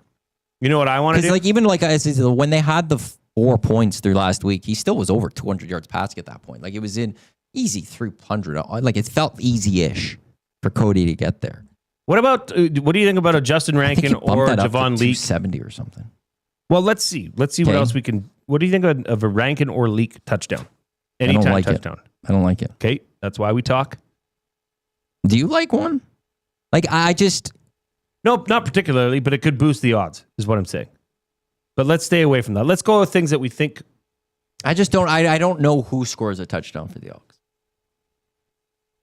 That's the struggle I have. Let's stay away from touchdown scores then. Do you want to say Rankin over 45 yards?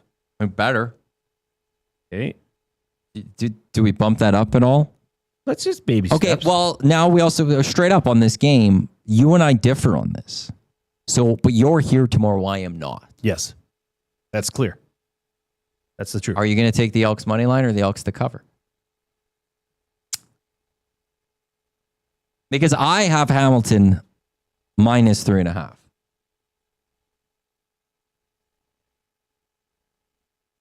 No, I'm not touching that. You're not touching that one at all? No, let's stay away from it. Okay.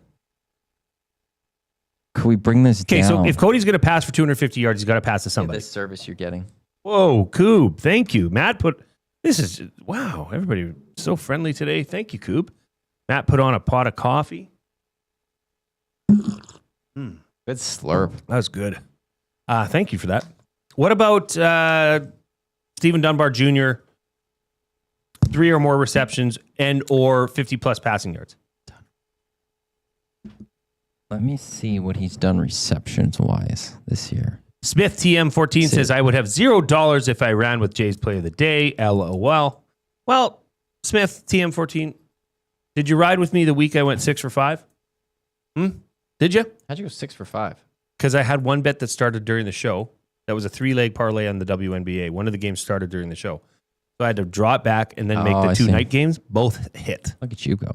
Yeah. So Dunbar this season, in terms of catches, is 275, 625. I would put it at 4 catches. Dunbar, I feel very safe at 4 catches. 4+ receptions. What else could we sprinkle in there? Do you want to do the elusive turnover? I don't know if you can get that in there. Do you want to do a special teams touchdown? I don't know if you can get that in there. Do you want to just run with that? I think. Or do you want to throw in an over? Well, I was looking at that. I think I could throw in an over. So it's the line right now is set to. It's 55.5. We could bring that Do you down. bring that down to like 52.5 or something? No, you can bring it down more than that. And still 50.5? I'd say 49.5. 49.5? Yeah. Sure. Over 49.5. Okay. We're gonna send this in to the peep. Matty's on it. There it is right there. Okay. Actually, you have nice writing. Good thing it's not the other way. Thank you. My printing is horrendous. So we'll see what comes back. And Matt and Taze? J, Matt, and Taze play of the game. How you spelling It's Taze? Jay, it's play, he's okay. Jay, it's today. It's Jay's play of the day. It's Jay's play of the day. Jay's play of the day. Sorry to cut you off. Reid usually plays it. No, that's fine. On the bookend, so. Coob, you can do no wrong. You brought me a coffee. T-A-Y apostrophe S. T-A-Y apostrophe S. Yeah, I'll go with that one. Just like I wrote on the lineup. Where do you see that? Right there. Oh, right there. Yeah. Thank you. I haven't put your name first.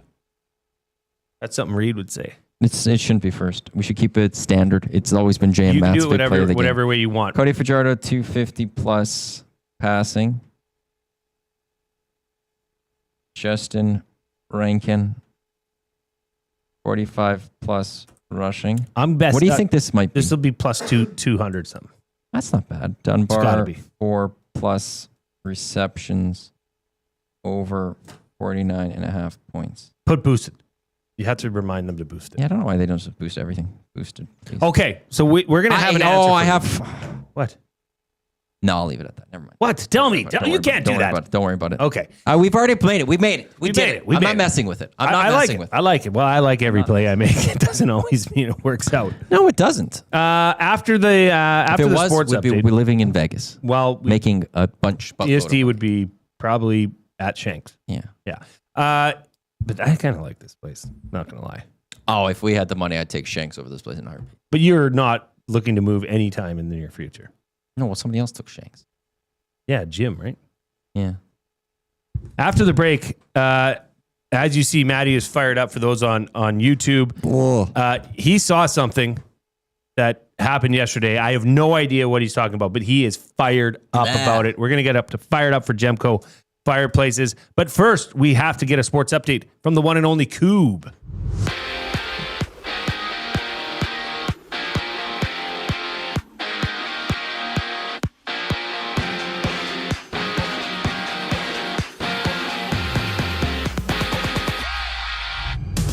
Jays make a couple moves ahead of their series opener against the Royals. They reinstate Dalton Varsho from the 10-day injured list, making him active for the game while adding George Springer to the 7-day injured list due to a concussion.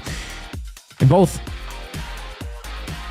Louis Varland and Ty France are active tonight after they were acquired from the Twins yesterday. First pitch for the game goes at 5:07. Kevin Gausman on the hill for Toronto. And at home, the Riverhawks open their final regular season home series as they battle the Falcons. First pitch just after 7. Staying in Canada, Argos and Bombers hit the field. Chris Strevler gets the call for Winnipeg. Nick Arbuckle, the starter for Toronto, kickoff at 6:30. And the Stingers, they also play. They're in action at home against the Bandits. Catch the game on any of EST's audio streams. Tip-off at 7 o'clock. 5 games on tap in the WNBA. Chicago hosting Golden State. New York playing Connecticut. And Phoenix visiting Atlanta. This sports update is brought to you by Paramount Flooring, proudly serving Edmonton and area for over 30 years. Their West End showroom is open 7 days a week. You can shop online at ParamountFlooring.ca. Matt Iwanyk and Jay Milne both get fired up on the other side of the break. I'm Zachary Kubish, keeping you in the loop. The Nielsen Show with Lieutenant Eric. Rick Zamperin play for the Ticats. Maybe Cody Fajardo in the RPO game can have some success against the Tiger Cats. That's always a challenge, whether it's Fajardo. Even last week we saw with Nathan Work, they had some success in terms of run-pass option. So that might be something that Edmonton says, we can take advantage of this. There's going to come a point in time where this Ticats D-line unit does get to the QP. We haven't seen it consistently enough to say, all right, this is a strength of the team. The Nielsen Show with Lieutenant Eric, presented by Southport Chevrolet. Weekday mornings 6 to 9, only on Edmonton Sports Talk. Your clear choice for Edmonton sports. Your home for live music and great performances is the River Cree Resort and Casino. Don't miss award-winning platinum country artist Jake Owen at the River Cree Resort and Casino, August 15th. Get your tickets at rivercreeresort.com. River Cree Resort and Casino. Excitement? Bet on it. Since 1952, William Huff has been the heartbeat of Edmonton's advertising world. From humble beginnings to a citywide powerhouse, we've been the go-to for signage from print to design and installation. Partnering with Edmonton's top sports franchises and major events, we've helped shape the city's global reputation. Our secret? Unmatched customer service, decades of experience, and a passion for excellence we call the William Huff Advantage. Visit us online at williamhuff.com. Tonight on Will It Store, 1 man, 6 bikes, and all the winter decorations still boxed up in the garage. Don't be that guy. Make space for summer with Sentinel Storage. Try 4 weeks free at sentinelstorage.ca.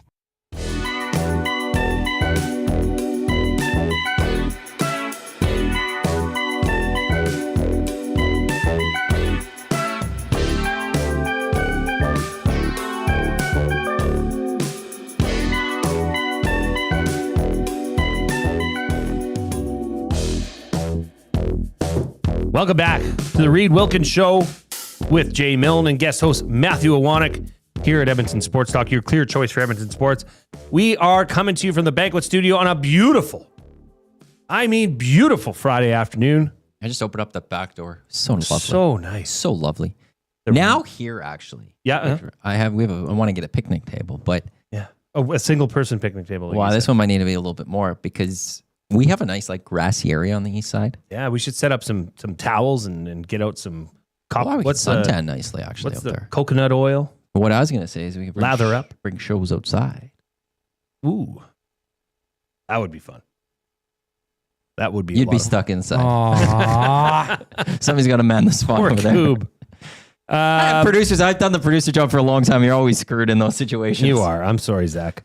Our off-topic topic today for William Huff was, what is your go-to summer cruising song? Collingwood Rob, who we alluded to earlier because we figured out our messaging system. We can't text message you back right now, but Matty's on it. He did say April Wine Roller.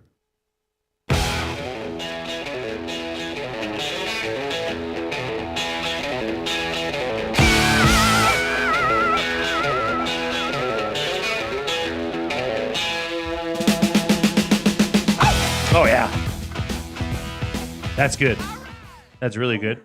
I don't know anything about this. It said, this is from Shovelhead. Summer music, anything by War with that lowrider vibe, or Boston's first album. I need to go look at what they typed in. Lowrider. War, lowrider. Lowrider. Do. Oh, is that this is? Look at that.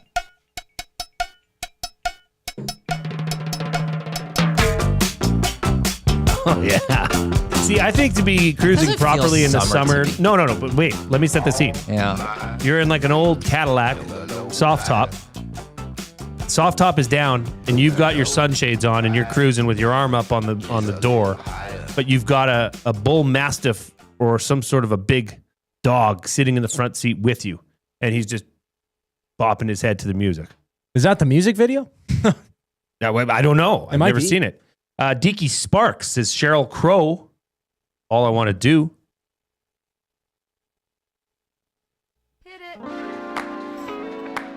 Yeah.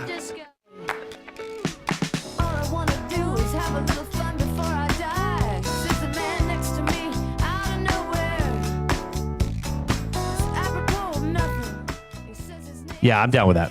That's a good one. Keep them coming in. That is the off-topic topic for today, is what is your summer cruising song?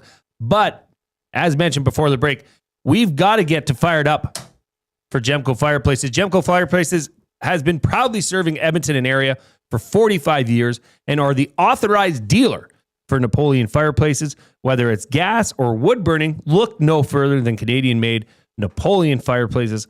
All the Napoleon products you need are available at Gemco, 9281 50th Street. That's on 50th Street in between Sherwood Park Freeway and Baseline.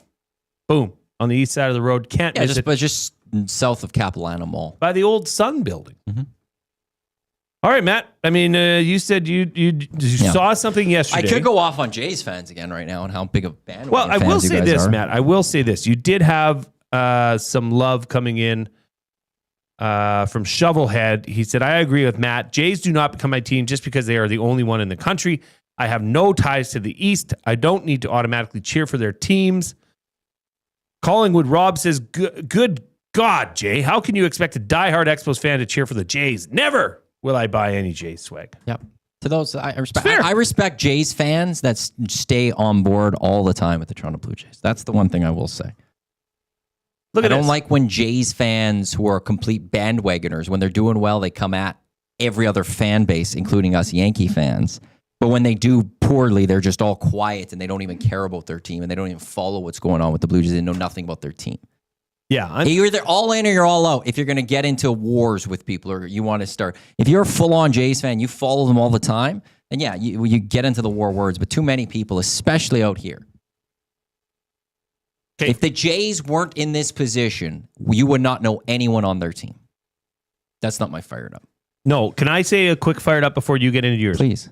Okay, I'm fired up because tonight in Edmonton, you've got Stingers. Yeah. You've got Riverhawks. Which is almost sold out. Right. Riverhawks. Tomorrow, you've got the Elks. Right? And Riverhawks. But you know what else you have tonight? And we had both head coaches from the Wildcats and the Huskies. Oh, I saw. On our show this week. They have an exhibition game going on tonight under the lights out in Fort Saskatchewan. This came in the afternoon inbox presented by River Cree Resort and Casino, 780-218-9999. Good afternoon, Matt and Jay. My name is Daryl Henderson, president of the Fort Saskatchewan Minor Football Association, the Fort Falcons. For your personal interest and possibly to pass along to your listeners tonight in Fort Saskatchewan at Taurus Field, we are hosting a terrific CJFL preseason game between crosstown rivals Edmonton Huskies and the Edmonton Wildcats. Kickoff is at 8. Tickets are $10 at the door, and all proceeds, this is the point, all proceeds, including the 50-50 proceeds, are all going to Fort Saskatchewan Minor Football, the Fort Falcons. So if you're out that direction, you're looking for something to do on a beautiful Friday night, go check out some really good football. So Daryl, thanks for sending that in. Check it out. It's better football than you would think. Daryl came talk to us at the Elks Fan Day when we were wrapping up. Oh, okay. Right on. Speaking of Huskies, anything you want to say? What? I don't know. Next weekend? Oh, yeah. Yeah. Sorry, Matty. So, set you up. Just a little note, okay? Hit that. Lieutenant Eric and I, you heard that correct, are going to be broadcasting a pregame show live from Jasper Place Bowl next Saturday, August 10th. Sunday, August 10th, as the Edmonton Huskies take on the Regina Thunder at JP Bowl. We will be doing a 1-hour pregame show, and then we're going to stick around and watch the game. And here's the deal. The Edmonton Huskies want, like any other junior team, they want you to come out, and like Daryl here from the Fort Falcons, wants you to come out and experience it. Because, well, like I said, this is really good football.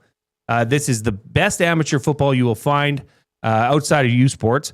So if you want to come down next week to JP Bowl next Sunday afternoon, they are offering you half-price tickets. So if you go to the Huskies, EdmontonHuskies.com, and you buy the tickets, use the promo code EST. That's all you got to do. And you get 2-for-1 tickets. So here's a really good, inexpensive opportunity for you to go check out Prairie Football Conference football. Matt, you're fired up. Actually, before I do that, big plays up. Oh, okay. What? Is it bigger than we thought? It's higher than 2. Good. Plus 405. Whoa! Plus 405. My goodness. Okay, let's EST, look at this. playalberta.ca, click on EST specials. Okay, I am fired up. So they didn't put Jay and Matt and Taze. I think because they have it listed as, okay, as that's that thing, fine. they probably weren't paying attention.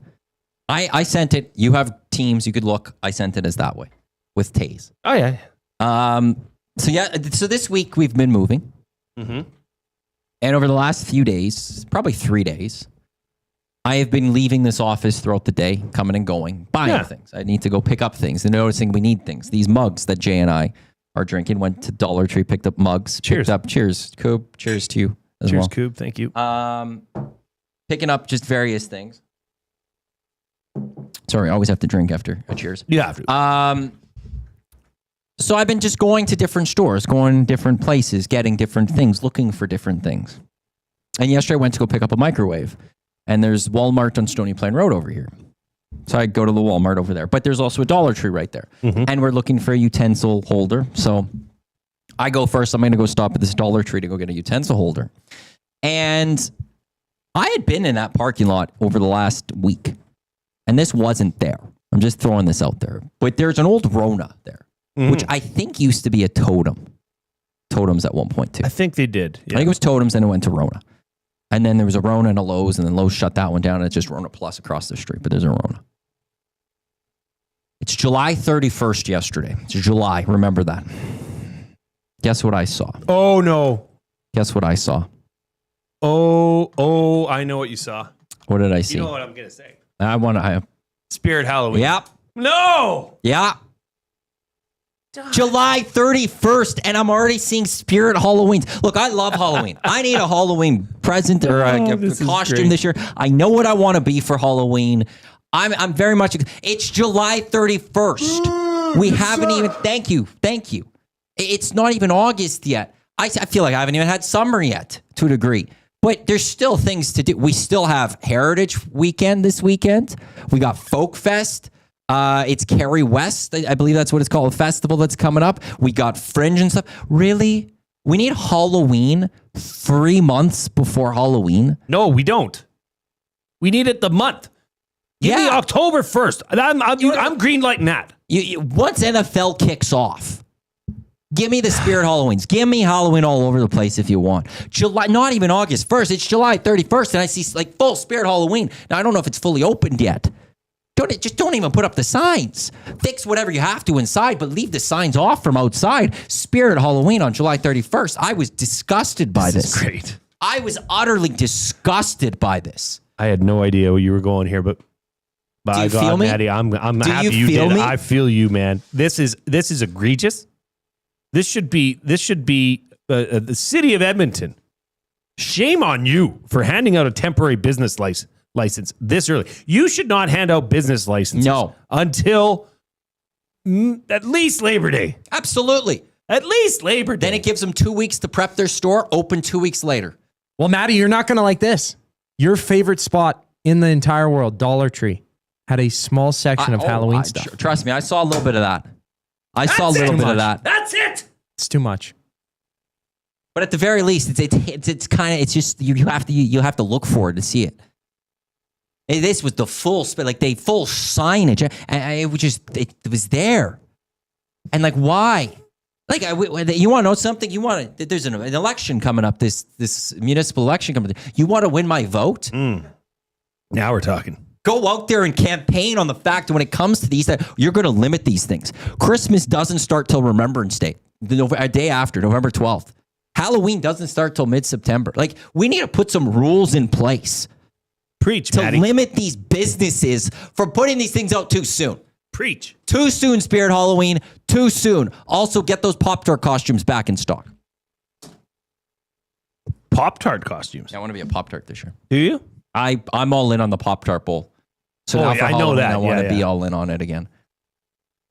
It's just disgusting. I don't think everybody would be on board, but I would be. I'd be in for a dress-up day on Halloween. Now, I know we'd get people like, adults can't dress up. Okay, fine. Do it. I wouldn't mind. And as Jasmine said on the Halloween episode last year, It's a Friday, Coob? Halloween's a Friday. Is it? It is. Oh, sweet. Bonkers. As Jasmine says, like everything is sexy. You just have to add sexy to it too. No. You can. So I'll be a sexy Pop-Tart this year. Last year I was a sexy crayon. All right, I'm taking suggestions as what I should dress up as. I mean, I guess I could try go as a glue stick. Oh, that's a good one. That would be fun. I do like that. I really like making an outfit, though. You know, like you go and you buy the little bag, and it's stupidly priced. It's $45. You're going to wear it once and then throw it out. I like to put things together. Try and see what you got in the old tickle trunk. I don't like doing any of that. I'm Jim Halpert from The Office. I like doing it. If I have to do it, I want to do the least amount in it. Like when he was 3-hole punch. That's just silly. Great. I love those. Or when he was Dave, I think it was. They just had the sticker, "Hello, my name is Dave," or Dale, or whatever it was. That's what I was fired up about. I didn't tell a lot of people about that one yesterday. That team at Spirit Halloween, though, they are on top of things. Like they find every empty building that there is. Yeah. I'm surprised their old office isn't a Spirit Halloween already. Can you imagine? That would be awesome. I know. I'll say this about Spirit Halloween, and then if I'll give some love. I did think about this yesterday too as I drove by it in disgust. Good on them for finding use for some businesses, the empty buildings, and making use of them. It's for them, and it's also the calendar store during Christmas that's in the malls. I was there, a little pop-up, taking that empty spot. It's good use of a space that's in need of something.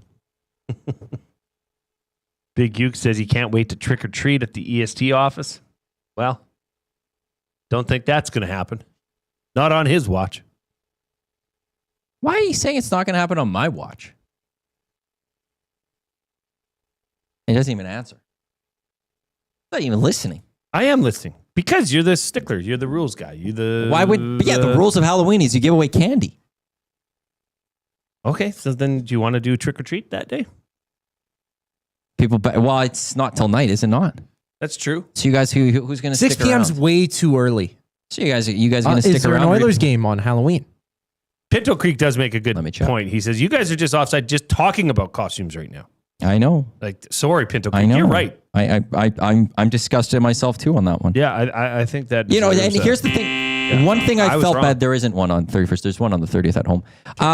The one thing that I'm disgusted, I have to apologize to everyone for this one too, because the one reason I didn't want to go with this one as well was because we're about to go into a long weekend, and I don't want to bring people's moods down. Vibes are high, but that one got me. Here, I'll just click shuffle on this. Where is this going to take me? Oh, this is a great one.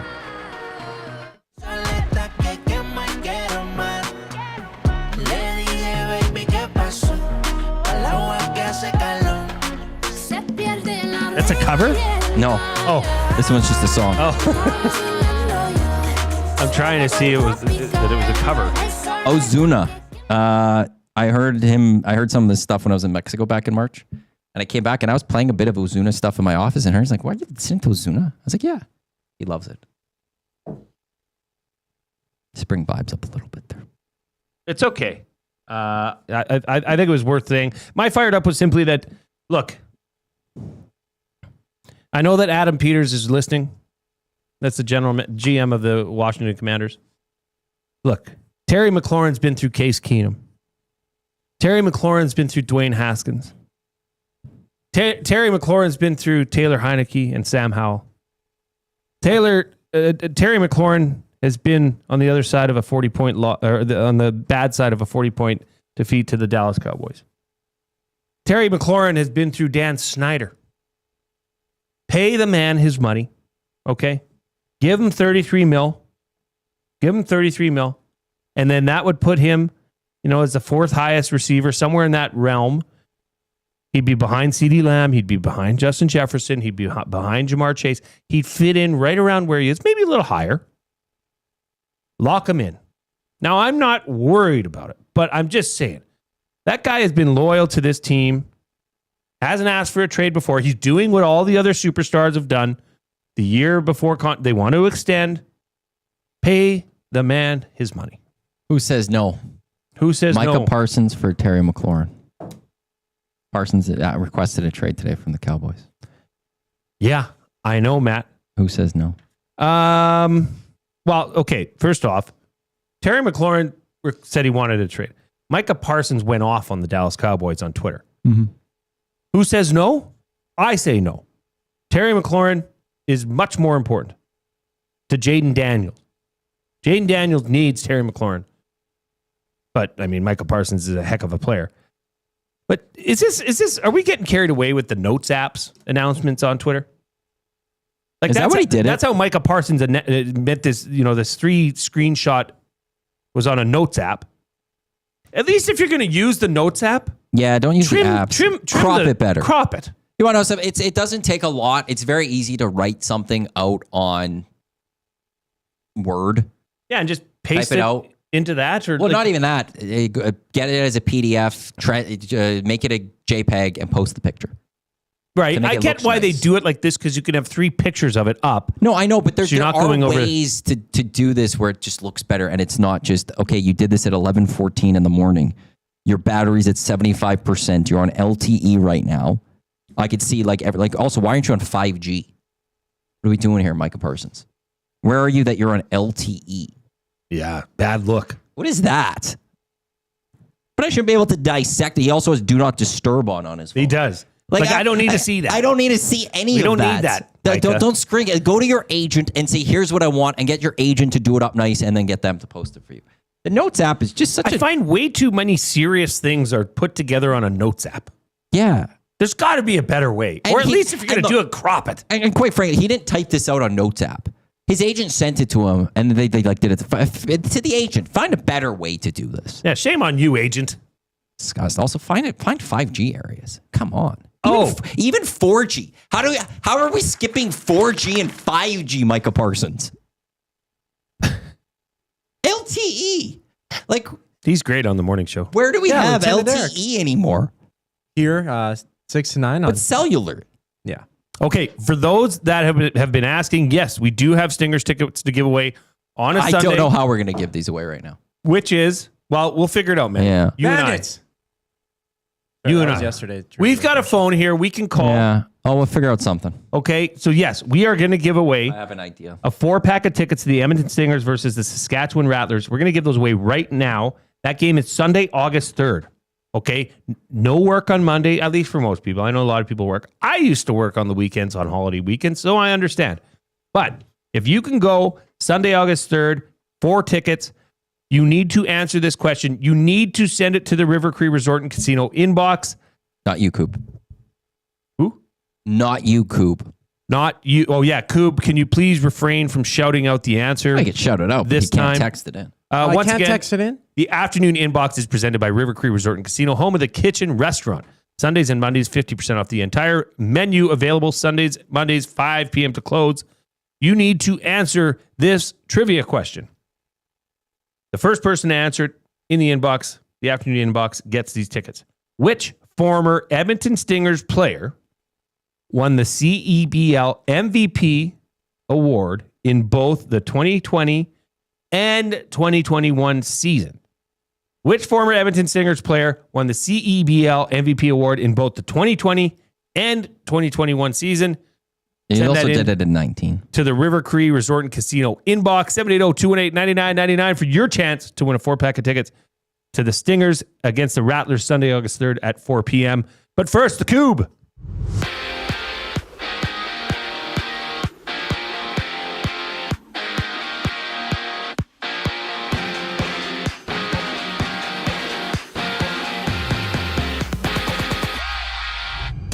CFL action. Toronto's on the road in Winnipeg. Argos 2-5. Nick Arbuckle gets a start while the Bombers sit 3-3 on the season. Chris Streveler behind center for 6:30 kickoff. And the Jays made a couple roster moves. Dalton Varsho being activated from the 10-day injured list. George Springer being moved to the 7-day injured list due to a concussion. A newly acquired Ty France and Louis Varland have both been activated for tonight's series opener against the Royals at home. First pitch at 5:07. Kevin Gausman pitching for the Jays. Around the league, Mets and Giants begin a 3-game set. The Tigers and Phillies go toe-to-toe before the Astros and Red Sox have a date. And back in E-Town, the Riverhawks meet the Falcons fresh off a 3-game sweep of the Night Owls. Action starts at 7:05, while from the Hive, the 12-7 Stingers tip off with the 15-5 Bandits. Catch the game right here on EST. Tune into our audio streams coverage beginning at 7 o'clock. This sports update is brought to you by Advantage Sports Medicine. Connor McDavid's got a team of specialists, and you're stuck with a bag of frozen peas. Get the same locker room approach That's trusted by the best in the game. Call them at 780-460-9977 or visit their website at advantagesportmed.ca to book an appointment.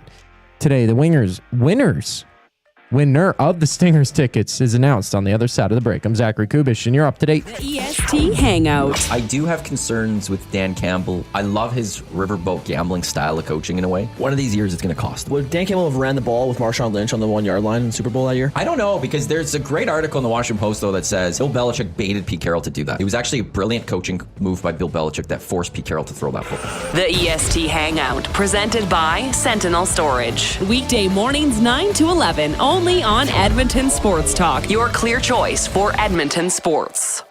Summer in Edmonton means 3 things: warm weather, long nights, and plenty of sports. From the lake to the links, you can boost your summer fun with hundreds of casino games, live betting on your favorite sports teams, and access to popular lotteries.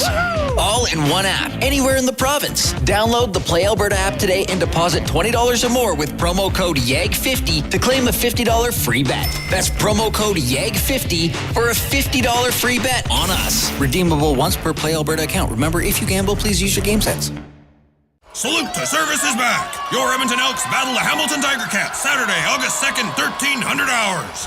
We're incredibly grateful for all those who serve our community, so we're dedicating this game to them with a celebration for all service workers, featuring a pre-game flyover by the Royal Canadian Air Force, and see who wins our inaugural Salute to Service Cup flag football tournament. EE Salute to Service, presented by James H. Brown & Associates, Alberta Injury Lawyers. Tickets start at just $20. Score yours now at goelks.com. You've always known GCL Diesel as the experts in diesel fuel systems, but did you know that GCL is also your source for turbochargers and turbo repair? As a turbo supplier for Garrett, Borg Warner, and Holset, GCL can provide genuine original equipment turbos at wholesale prices. Whether it's diesel, gas, natural gas, or performance, we can provide you with the turbo or custom repair you require. Turbo questions? We've got turbo answers. Visit us in the West End or online at gcldiesel.com. GCL Diesel, turbochargers, understood. Tonight on Will It Store? 1 man, 6 bikes, and all the winter decorations still boxed up in the garage. Don't be that guy. Make space for summer with Sentinel Storage. Try 4 weeks free at sentinelstorage.ca.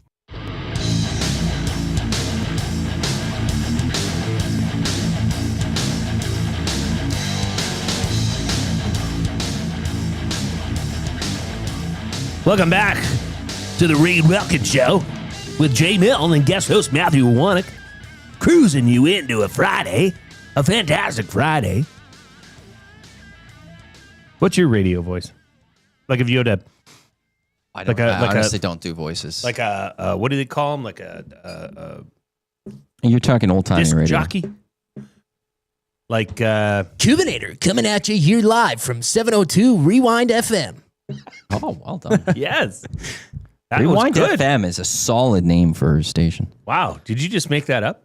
I did. Good for you, Coop. Yeah. Good for you.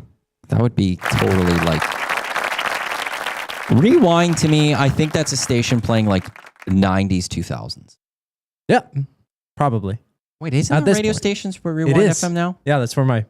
Well, here? No, in the country. Rewind. Some of the Yeah, stations and are in BC, Is that- it is 1029 okay. Rewind FM. No wonder. it's actually 989 not pops up. Rewind FM plays 7, Grand yeah. Prairie's greatest hits. We are home to the Peace Country's greatest contest. I think it's Cranbrook, actually. Is there Well, one in. it'd be format, so there'd be a number Right, it'd of be them. all of them. Like Yeah, the you'd have bear, a they got few. the goat as Well, well. no, but like there are Virgin radio stations across the country. There's Virgin. Right. It's a brand. So it's the same as Bounce was across the country. I Rewind, I think, is across the country. Like there's various stations across the country that has Rewind. Rewind 89.3 plays 70s, 80s, and 90s in the Annapolis Valley. We're the top choice for local news and events. Not 70s. 80s, 90s, 2000s are Rewind to me right now. Everyone I'm seeing is I think including the 70s. I think if you're in the 70s, you're talking now, well, that's oldies. Yeah. That's not Rewind, that's oldies. An oldies name and stuff. Rewind is more of a recent feel. To Rewind to me is cassettes. What's in the cassette era? 70s. Well, Was there cassettes in the 70s? Are we that's a talking good 8 question. tracks? Like It 80s, 90s. would have for been sure. early 80s, right? Because then, like, that's where the Rewind would come in. So I feel like it's cassette era going into CD era would be your Rewind. Well, We're wrong. Cassettes, first time they came out, November 1964. Seriously? Yeah. They're that old. Okay, so 70s and 80s would be appropriate. Yes. Cassettes were trying to make a comeback recently. Didn't work like vinyl did. Okay, we were giving away a four-pack of tickets to the Edmonton Stingers versus the Saskatchewan Rattlers Sunday, August 3rd. Sunday, just making sure Sunday, people not clarify. tonight. Sunday. And Matt, which former Edmonton Stingers player won the CEBL MVP award in both the 2020 and 2021 season? Well, he also did in 2019. He was the first MVP. Did it for 3 straight, Xavier Moon. I thought that might slip somebody up. They renamed, well, they didn't rename the trophy. They modeled the trophy after him because it's a big X. Because of Xavier X. Get it? And who won the tickets? Who are we going to go with? Let me answer them. It's a random draw. Is that what you said? I said the first person, so we have to go with the first person. Rip City Step, congrats. I didn't hear what you said. You have won the tickets. I have his info. Okay, Matty's going to send you the tickets. I'll send those. I can do that right now. I love going to the Stingers games. I'm going tonight. I'm going right here, right after the show. Boom. Right over to the Hive. They call it the Hive still? No, they don't, I don't think. No? They should. Because then for a period of time, and I don't know if it's still, there was a Flair Airlines sponsorship. And it was called the Hangar for a period of time. Yeah, didn't like that. I don't think it's the Flair Airlines Hangar I don't think it is anymore. So it's back to being the Hive, I would say. I don't know how good Flair Airlines is doing. I don't think they're doing good. They have kind of done things differently at the Hive, the Stingers games, the Hive, Northlands, the Expo Center. Expo Center. Expo Center. Underneath the seats in the at the one end of the stadium where you come in, underneath the seats, there's a bunch of food and there's a beer stand. There's all that, but it's under the seats. Oh, that's neat. So it's just for, I think the lower bowl can go there. So it takes a lot of stress off So of the the higher other people can go to the mezzanine. Or a little bit higher on that lower bowl can go there, and then everyone else can get to the other one. It's great. Gonna go see my buddy Damon Bunting. He'll be Are there. you? Yeah. I need to see Damon Bunting very soon because I got to give him stuff for golf tournament. I can give it to him tonight. No. Okay. I'll get them. I need to wash them. Okay. I'm giving him the majority of those. Interesting. I'm giving him the majority of those flags. A little awkward. Oh, flags. Yeah. Okay. Yeah. Thought you shared clothing with Damon or something. I would love to share clothing with Damon. Do you see how sharp that guy looks? Creepy. All the time? He's got great fashion. Very well-dressed man. Absolutely. His fashion is on point. What did Benny call you? What did he say you were? I don't know. Tough or something? Yeah, that fit was tough. Bunting's fits are tough. It's the same thing as tough saying a good thing? It goes hard. Okay. Yeah. Bunting's fits are tough. It's a strong choice. Sure. Perhaps. Think he's a sharp-dressed man. Does that mean He's they're probably tough? strong as well. And it's called the washing machine, Jay. You could always wash clothes if you share it. Yeah, I'd It's buy not that. as disgusting or anything. You could just wash them. Look, I didn't want to get into the details, okay? Fine. Let's move on. The Oil Understood is brought to you by GCL Diesel, providers of the best diesel engine components around, from turbochargers to injectors, fuel pumps to sensors. They are the critical engine component experts, proud to serve Edmonton and Northern Alberta area for the over 50 years, and now a partner of Edmonton Sports Talk and the Reid Wilkins Show. GCL Diesel?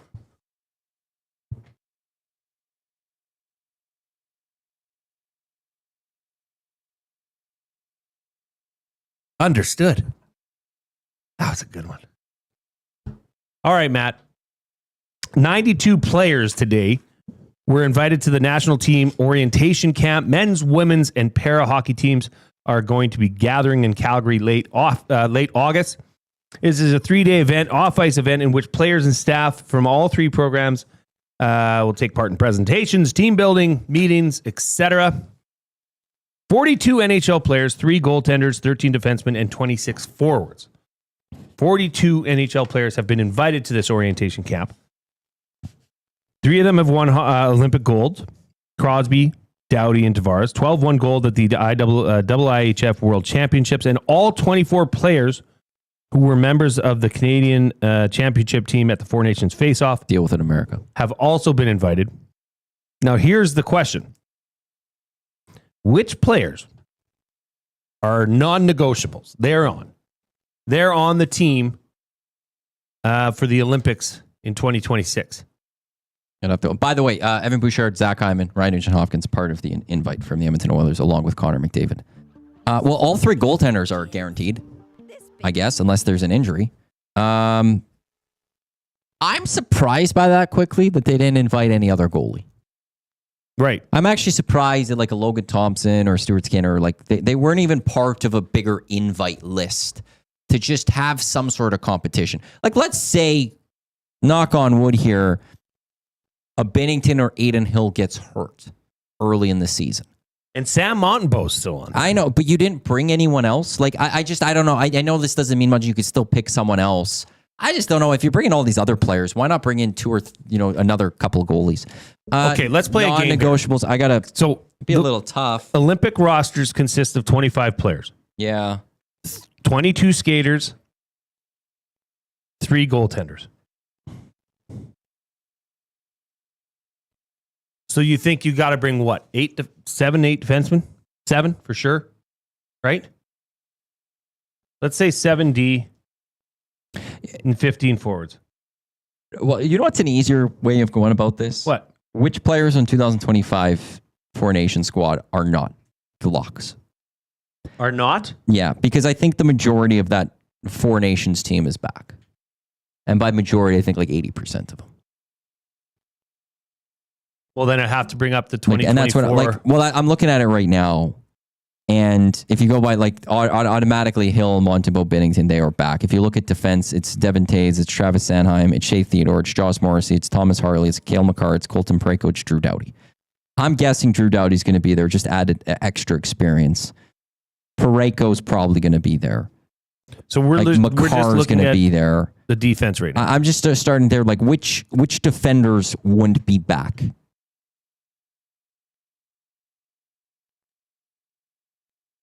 And I'm just trying to see what defenders maybe you would add for that. Like does Noah Dobson find his way onto this team?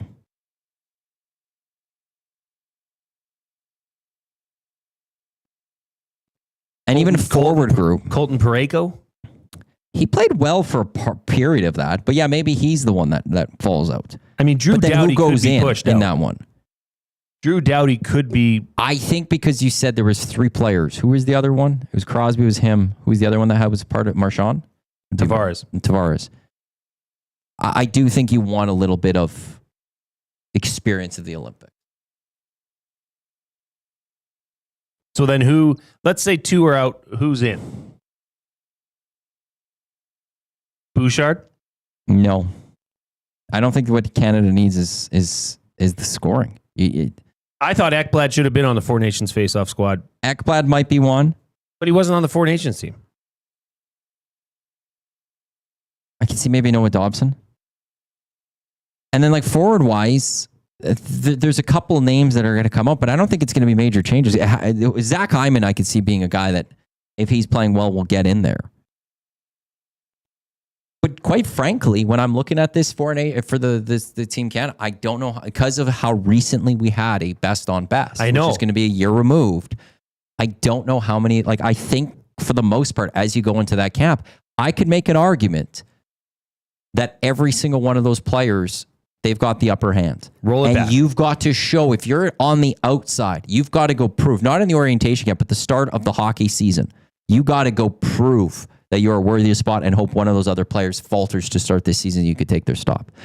I would say when they announce Team Canada, I'll go out on the limits. It's going to be like 90% Four Nation. Yeah, I think that's fair. So Zach Hyman wasn't on that team. No, he wasn't. But in the end, it also, to me, this team's only going to go as far, our nation's only going to go as far as like the top 6 forwards and the top 4 defensemen take us. And those aren't changing. Mark Scheifele wasn't on that team. Yeah, it'll be interesting to see how this all not shakes even. out. Oh yeah, there's Scheifele. I thought he wasn't. Do you even think it's is a 3-day off ice event? It's important. They do it every time. I know. It's like Okay. But you get no time to come together as Canada. Sure. The next time they meet, it's going to be out in Italy. Well, lace them up once there, twice there. Very quick to go. I guess they but it's don't quick. really need to, right? So it's just it's more of, I think, from a coaching standpoint of one, evaluating these players, but also two, this is how we're going to play in Italy. Be prepared. Hey, that's fair. Well, we'll see how that shakes out, but it was announced today that those 42 NHL players are being invited to the national team orientation camp that's happening in Calgary in late August. When are you going to name the team? It's usually like late December, early January. Okay. Could be a little Christmas gift for some hockey fans. Okay. Right after the break, we are going to be joined by Andrew Hoskins, host of the Turf District, an all-around good person. Can't wait to talk about this. We're going to set up, obviously, get his take on what's going on with the Elks, how he sees the Elks faring out against Hamilton tomorrow. But first, we need to hear a sports update from Zach, the Coob.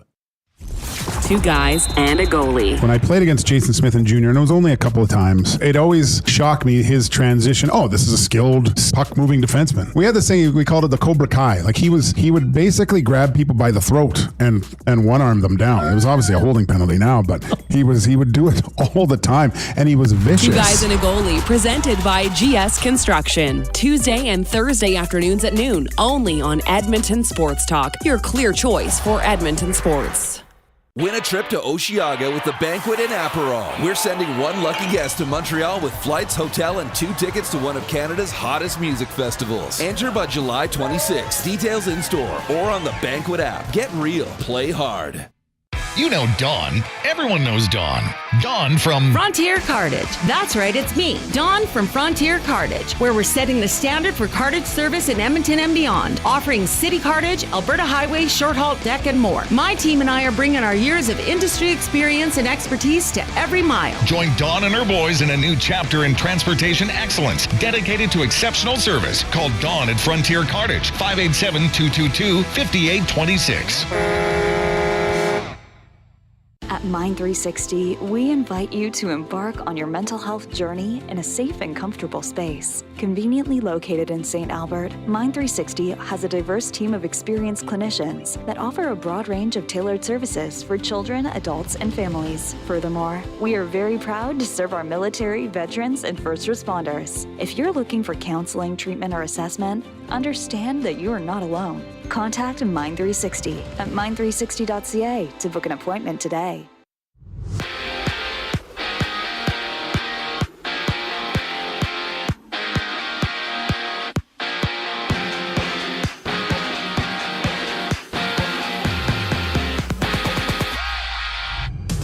Jays and Royals are just about to get underway in their series opener. Toronto's Dalton Varsho being activated from the 10-day injured list, while George Springer to the 7-day injured list with a concussion. And both Louis Varland and Ty France are active for the game tonight after being acquired from the Twins yesterday. First pitch in just a moment. Kevin Gausman on the mound for the Jays. And right now it's the Brewers down 1-0 to the Nationals, entering the second inning, and at home the Riverhawks open their final regular season home series as they battle the Falcons. First pitch just after 7.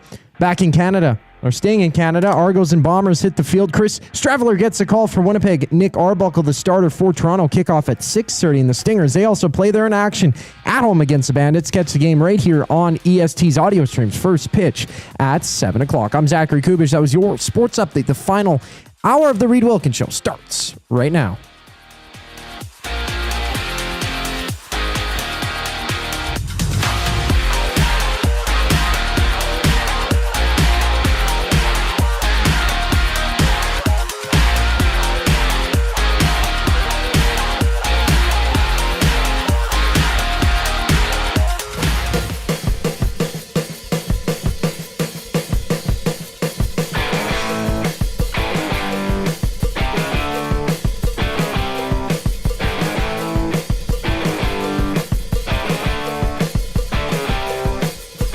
We are back, the third and final hour of the Reid Wilkins Show with Jay Milne and guest host Matthew Iwanyk. We got Coob. What would you say, Matt? You know I'm newer to this than you are, but what would you say? I know Coob is the technical director of the show. But what would you say is a slang, like pushing the buttons or behind the push glass? the buttons. Some people say running the ones and twos. We got Coob back there running the ones and twos. He's the producer. I like that. The show. He's the producer. I don't like the technical one part. Reid loves it. I don't like adding the technical. He's a producer. He said I'm the associate junior producer, actually. I'll You're have the you know. producer. I'll have you know he's the associate junior producer. Op. Op. So we'd always call ourselves too. Reid likes to call that the technical desk. Yeah, it is the technical desk, but I producer's higher than a technical producer. Technical producer just presses buttons. Okay. Can I call this the mainframe? It's the motherboard if you want. Zach, slow down. Zach's going. He's in vacation. He's got an hour left. Yeah. Well, 53 minutes. I'm going to be gone. Good job. Well, good for you, Coob. Okay. We are excited to be joined by our next guest. This is Andrew Hoskins, host of the Turf District podcast. Andrew, how you doing today? I'm doing great. Thanks for having me on, guys. It's lovely to see and hang out with you once again. Yeah, it's thanks for taking some time out of your day to join us. I got to ask you at the top, the off-topic topic for William Huff was, what is your go-to, summer cruising, you're out for a drive, summer jam. Yeah, what's your go-to summer jam? Oh, my go-to summer jam, like the one you just want to crank in the car and just drive around and listen to? Exactly. The theme to the podcast? No, I'm kidding. Although it is very fun to listen. I like that groove you had going before I came on. That was outstanding. Geez, what is my go-to? You know what? It's probably Electric Man by the Rival Sons. I absolutely love that band, and it is a great, great tune. So let's hear a bit of it, Matty. Oh, there we go. Oh, Andrew. See? Andrew, I think you just won. Let's let this roll a bit here. That's a good way to start a Friday night. Yeah. It's going to be summer. I'm telling you, you go out, you crank the windows down, you throw on a little Rival Sons, you'll be very, very happy. It just brings you up, right? That just lifted my spirits, Andrew. I feel like a different man right now. I have to listen to that every time I leave Commonwealth. It's amazing. Yeah, every time. Win or lose, I listen to that one. Oh, thank you for the contribution. That was fantastic. Listen, no problem. We got to talk some football here, and this is a team that I don't know. I want to get your general take as to what the expectations were for this team and where the Edmonton Elks are currently. Are they? Were you somebody, and I can say I was there too, that thought that they might get off to a better start this season, or are they right where you thought they would be? No, I did think they would get off to a better start. I kind of through the first 6 games, I was hoping that they would be 500. That was kind of where I thought they would land. I really thought that the defense would be much stronger than it has been, and I think part of that is they brought in a bunch of giant names, and of course bringing back JC Sherritt. My heart is like, yay, JC Sherritt is back and this is going to be great. But he's also a rookie defensive coordinator, and so I kind of got lost in my fandom and in my head of, okay, this is all going to be better, and kind of forgot that this is all new. Your head coach is brand new. Your defensive coordinator is brand new. Your special teams coordinator is used to being a defensive line coach, which basically he is. And although the head coach is also kind of the special teams guy. So, and you're bringing in Jordan Maximic as an offensive coordinator who has some experience for sure, but doesn't have experience with this group. So it was all new, and I kind of maybe overplayed what I thought was going to happen was that the defense would kind of carry the offense until Trey could kind of get up to speed, and then away we go. But as it turns out, it's been a little rougher start than we expected. Cody Fajardo has now come in, and that's going to be the starting, I think, for the foreseeable future. Unless things continue to go south, then there might be a conversation to be had as to who should be playing quarterback. But what have you seen from Cody Fajardo? I mean, last week, I thought Cody played pretty well. 26 of 33 for 346 yards, 2 touchdowns, no turnovers. But that was coming off of a week where they were splitting reps with Trey Ford. Do you feel that coming into this game, given that Cody has had a week as the guy taking all the number 1 reps, do you think you're going to see an even better version of Cody Fajardo and the entire offense? Boy, I hope so. But I also, I mean, yeah, he has a full week of having that type of, having the focus on him, which is great.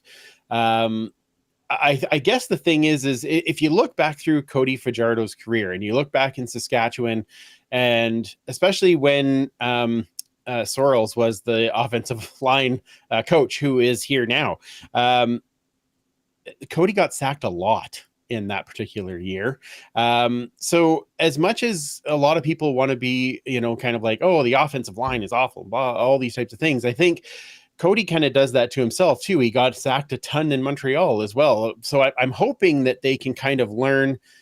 I want to see that progression from him, get the ball out of there a little faster. Yes, he had a good game number wise. But at this point, I think we're kind of past going, well, great, he had a good game number wise. Where's the W? Like, we need to have one of those. So I think that it's going to be better. My biggest hope for tomorrow, and if we really want to see some success, is we've got to see some balance between the run game and the pass game, because Cody's getting killed back there if the defensive line all they know is they're passing anyway. So just pin their ears back and go after it. If they can't keep them honest some way, it is going to be a tough day for Cody Fajardo. That leads me just, to my question for you there, Andrew, is what do you want to see differently from Jordan McSimic when he's running his offense tomorrow? If you're all of a sudden labeled as the offensive coordinator for tomorrow, what would you be doing differently with this team? Well, I wouldn't be abandoning the run, for one thing. I mean, the last 2 games, thank you for putting your hand up there, Jay. Jay's with you. We have a saying on the podcast, and I got it from my friend Dave Campbell, but it's run the damn ball. And they are not doing that. I can't understand when last year you look at what the strength of this team was, and it was in the balanced attack. It was having a rushing game where they're rushing 15 to 20 times and putting it in the air 15 to 20 times. That is how they won the games that they did. And these last 2 games, it's been 5 attempts between 2 guys that are both very talented. And as soon as they're not getting any yards, it's all pass all the time. And that to me is just like the kiss of death for that poor offensive line. Don't get me wrong. They did struggle, and some guys need to step up their game, but oh my goodness, like they had to be the nail the whole game. When do they get to be the hammer? And you do that by putting some runs in, and I would be leaning a little heavily on, don't just abandon the run so quick. Let them at least get 10 to 12 touches on the ball, and then we'll see if we need to just go air or not. From last week, the defense had their best performance, 21 points allowed against the Riders. Do you believe that was the turning point for the defense this season, or do you look at it and go, that is an outlier, you need to see it twice? You're not 100% convinced that might be the turning point for that unit? I'm going to go somewhere in between. Okay. I know that's a fence answer, and we hate those. But the reason that I'm saying that is because I feel like they did take a step. And I do want to see, obviously, I want them to improve on that. The problem with this week is that they're going up against an offense that I think is firing even better than the Saskatchewan offense, for one thing, in the Hamilton offense. But the other part is now they're missing Nick Anderson. Now they're missing, and they moved around, which I don't understand. They put Chalon Garnes back to safety and Kenny Logan Jr. back in at the Sam position, after I thought that the combination of having Garnes at the Sam position was much better for the way that they were defending the run. So I kind of go, well, yes, it was a good step. Have they turned the corner? Are they going to be able to turn the corner with the guys that they have left that are healthy? Robbie Smith comes back in, and unfortunately he hasn't done much this year. He's very much in a show me mode for me. He's Canadian, and that's wonderful, and I'm sure he's a wonderfully nice guy. I haven't actually met him, but he does need to show me that he can get in that backfield and disrupt a bit more than he has. Andrew Hoskins, host of the Turf District podcast, joining us here on the Reid Wilkins Show on Edmonton Sports Talk, your clear choice for Edmonton sports. Looking at the standings, Andrew, is this, nobody, I guess, do you think that this season is not lost yet? Do you think, I know mathematically, blah, blah, blah, blah, blah, blah, blah. I don't, I get that. But in terms of where they are, they're 2 points behind the BC Lions. There are 2 wins behind, I guess, the BC Lions and the Winnipeg Blue Bombers right now. Nobody, the Argos and the Red Blacks on the crossover, that looks like it could be something that happens or comes into play, but you still have to get to 4th in the West. Is this weekend an absolute must win for this Elks team? Oh my. I don't know. Isn't every game a must win? Some are got to have it. But some can't lose. That's fair. I guess we're getting pretty close to that for sure. I don't know that I would say this specifically, but next week, 100%. Hamilton right now is just on such a level that I just hope it's a trap game. That's really kind of what I'm hoping for. Whereas we know Montreal is dealing with some injuries and things like that. So when we get to next week, that has to be the must win. You've had your starting quarterback in now for 2 games. They should be finding a rhythm in that offense. The defense continues to improve after having a good game against Saskatchewan.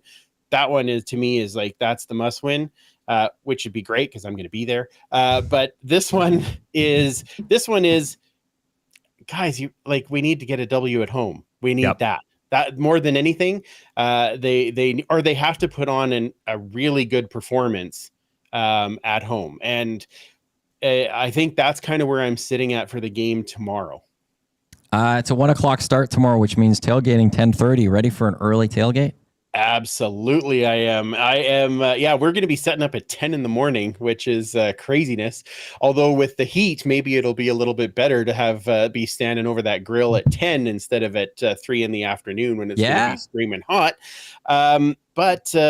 We have French toast going on, sausages, mimosas, and we got the whole gamut going for a brunch. So we have not been able to do a brunch one yet, so we're super excited about it tomorrow morning. So who runs the grill down at tailgate, Andrew? Mike and I do both.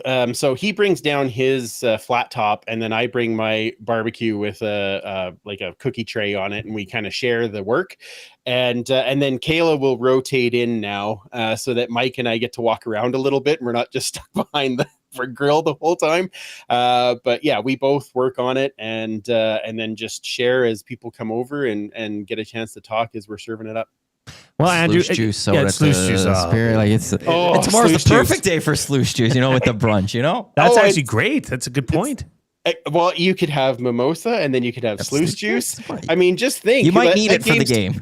I was going to say that game, by the time it starts at 1, you won't care who wins. Yeah. It's going to be great. It might be in a great spot. That is the best part about tailgate is that no matter how the game goes, we had an excellent tailgate time. Okay, Andrew, I really appreciate you taking the time to join us here. It was great insight. Thank you very much. But before I leave, you did such a good job on the first go-round of our off-topic topic. You put up a song, and I'm actually going to, after we're done, we're going to play this out into our break. So I got to have another go-to summer cruising song from you because you just did so well in the first one. Oh, geez. I need to come up with another one. Okay. This time... Okay, am I allowed to still pick Rival Sons? Can I stick with it? Can I stick with what I like there? Yes. Okay, perfect. Then I will go with everyone. No, Nobody Wants to Die. That's what it's called. Okay, and that is also a great tune. Okay, well, Andrew, thank you for coming on. We really appreciate it. Check out Andrew and the Turf District down at the tailgate tomorrow before the game. And coming up after the break, do you have something to say? Well, Turf District Tuesdays, 7:30. Okay, sorry. Thank you. Yes. On YouTube, Friends of EST. We do run a replay on our audio streams 6 o'clock at night on Thursdays, but Tuesdays on YouTube or wherever you get your podcasts. See, Andrew, that's why he gets paid the big bucks, and I'm just here. I'm just here. You just, you know what? But you're the glue guy. You made it more. it's with so much. I mean, you threw your hands up at the right moment. All the things happened. It was amazing. Thank you both. I love chatting with you guys, and let's cheer for some fun tomorrow, shall we? Enjoy the game tomorrow. All right, Andrew Hoskins, host of the Turf District. Thank you.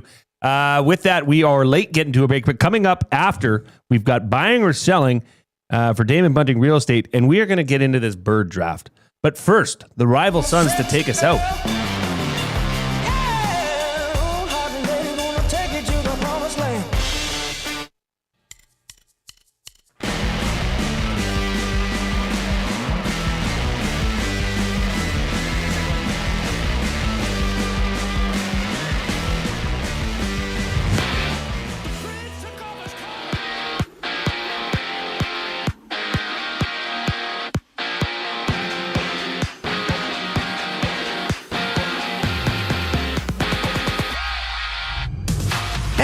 End of the first, the Jays lead the Royals 1-0 in their series opener.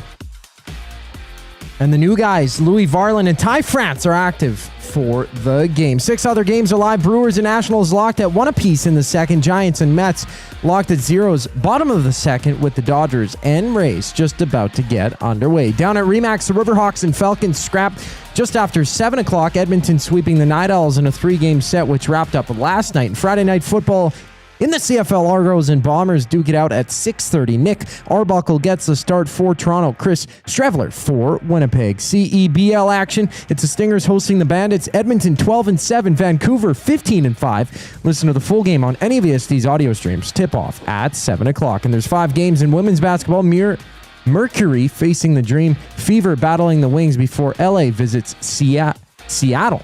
4 games get going at 5:30. The Reid Wilkins Show continues after a brief intermission. I'm Zachary Kubish, and you're up to date.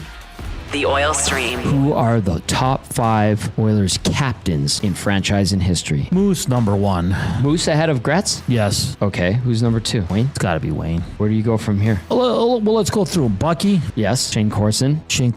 Doug Wade. Where does McDavid stack up in all of this? I think he's pretty high up on the list. The Oil Stream, presented by Boston Pizza. Monday, Wednesday, and Friday afternoons at noon. Only on Edmonton Sports Talk. Your clear choice for Edmonton sports. Summer in Edmonton means 3 things: warm weather, long nights, and plenty of sports. From the lake to the links, you can boost your summer fun with hundreds of casino games, live betting on your favorite sports teams, and access to popular lotteries. All in one app, anywhere in the province. Download the Play Alberta app today and deposit $20 or more with promo code YAG50 to claim a $50 free bet. That's promo code YAG50 for a $50 free bet on us. Redeemable once per Play Alberta account. Remember, if you gamble, please use your game sense. Avocado and feta dip, passion fruit cheesecake, and cocktails that taste like summer in a glass. Try the new feature menu at The Banquet. Refreshing, craveable, and made for sunny days. The Banquet. Get real. Play hard. Your home for live music and great performances is the River Cree Resort and Casino. Don't miss award-winning platinum country artist Jake Owen at the River Cree Resort and Casino, August 15th. Get your tickets at rivercreeresort.com. River Cree Resort and Casino. Excitement? Bet on it. Tonight on Will It Store? 1 man, 6 bikes, and all the winter decorations still boxed up in the garage. Don't be that guy. Make space for summer with Sentinel Storage. Try 4 weeks free at sentinelstorage.ca.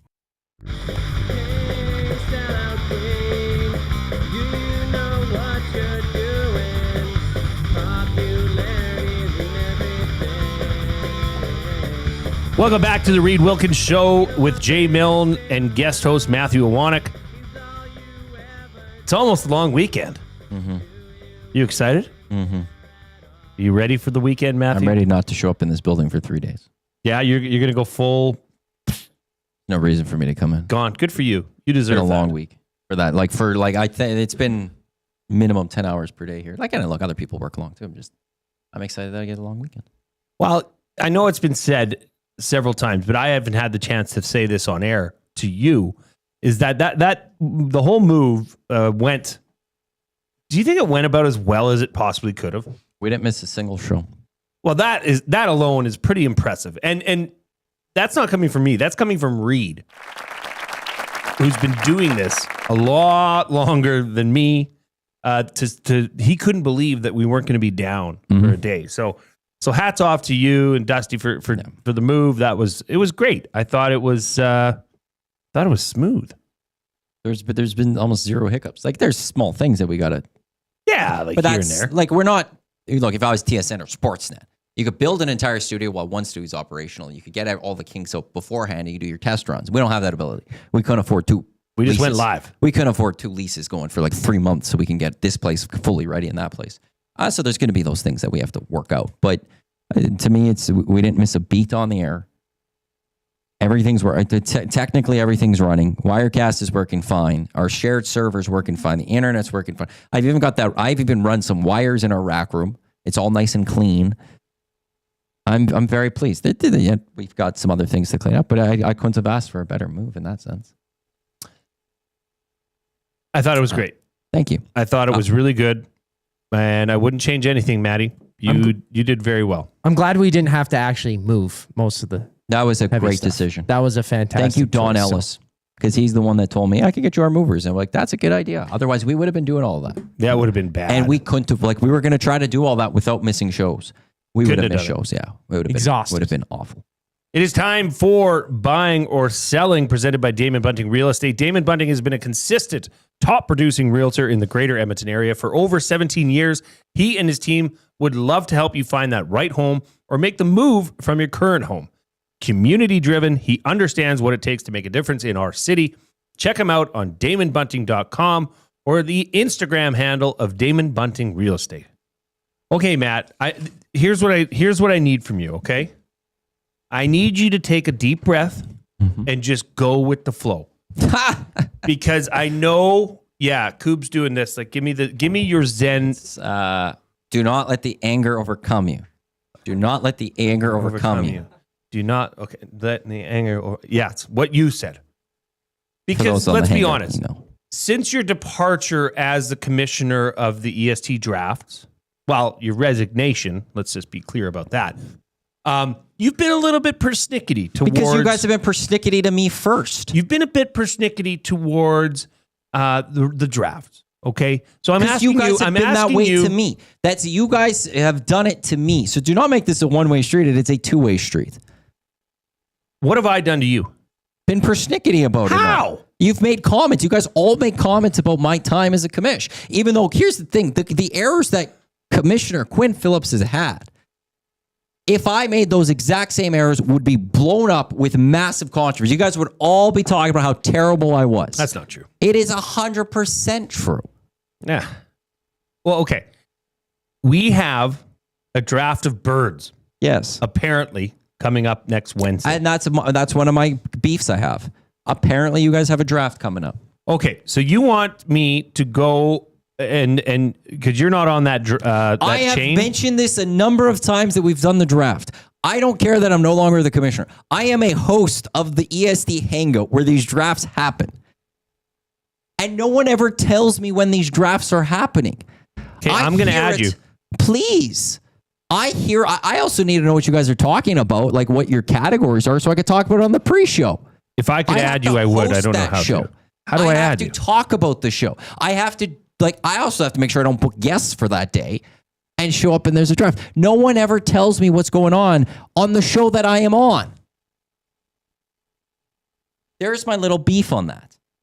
At the very least, I understand you could dislike me as a commissioner, all that. As the host of the EST Hangout, I think it is fair for me to say it would be nice for someone to just let me know, hey, Matt, by the way, we're planning Thursday for a draft. Not for me to have to guess when it's happening and listening to radio. Well, apparently there's a draft happening next week. There's my little beef on that. At the very least, I understand you could dislike me as a commissioner, all that. As the host of the EST Hangout, I think it is fair for me to say it would be nice for someone to just let me know, hey, Matt, by the way, we're planning Thursday for a draft. Not for me to have to guess when it's happening and listening to radio. Oh, apparently there's a draft happening next week. a little communication to the host of the show. Is that not too much to ask? That's all. That's my only question. Okay, I can't add you, but I just sent a text. Is that too much to ask? Not at all. Thank Not you. at all. And Thank for you. your, you're going to go along with this here. We're going to talk about it. Yes. Can I see what you texted, by the way? Yeah. What does it say? Read it out loud. Can we add Matty to this chat for the purposes of knowing when the draft is, etc.? Thank you. That's what did you think I was like gonna be persnickety? Matt's complaining. Can we add him to this? Don't throw me under the bus. That's what I thought you were going to do. Look, I'm a That's glue why- guy. Yes, you are. I'm the guy that bridges the gap, baby. Don't do that. Could have also added like for draft knowledge.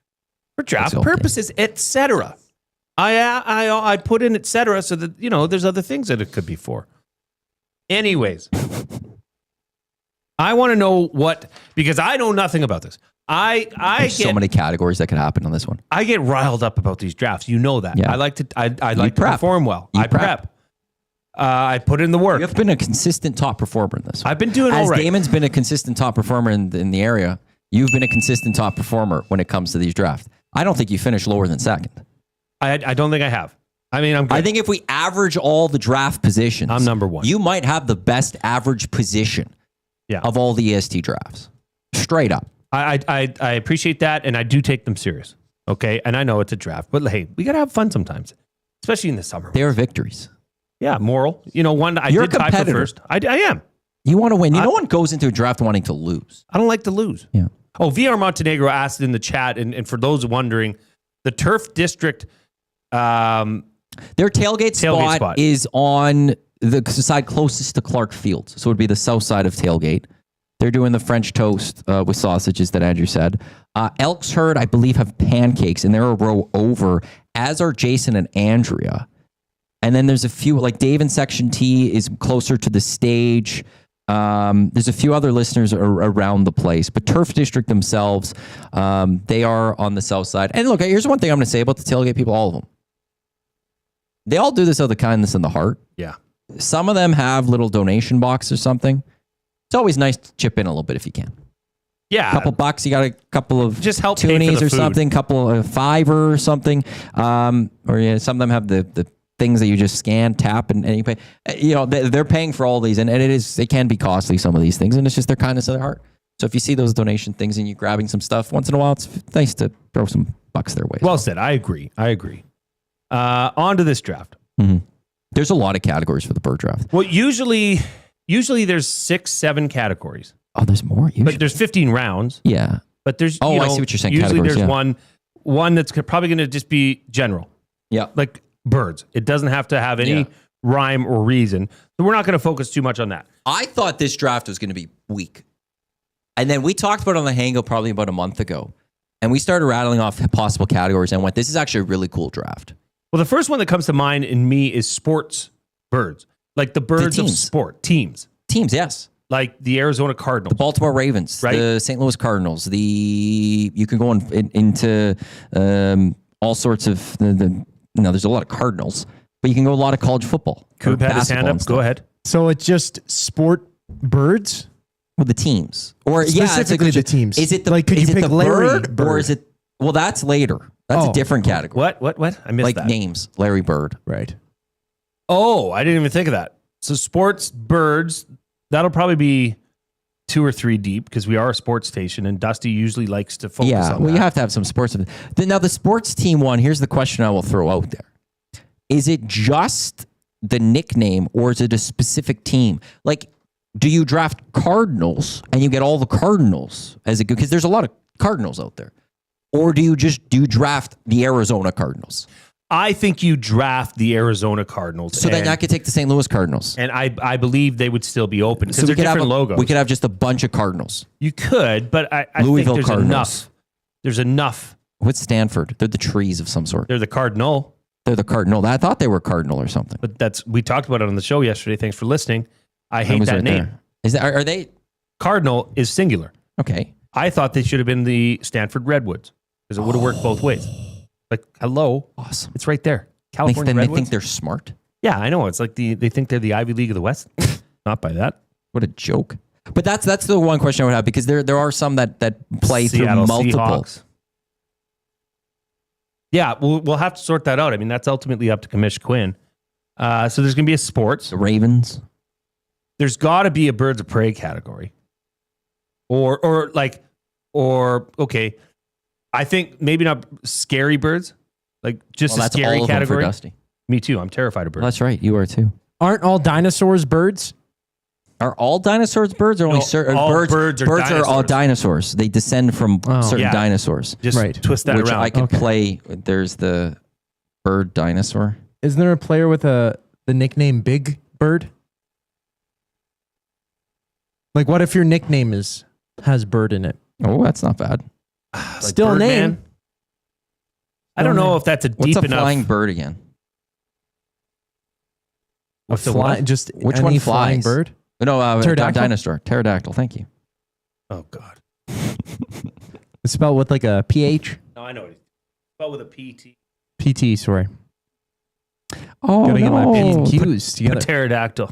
It doesn't have it on Google. Oh.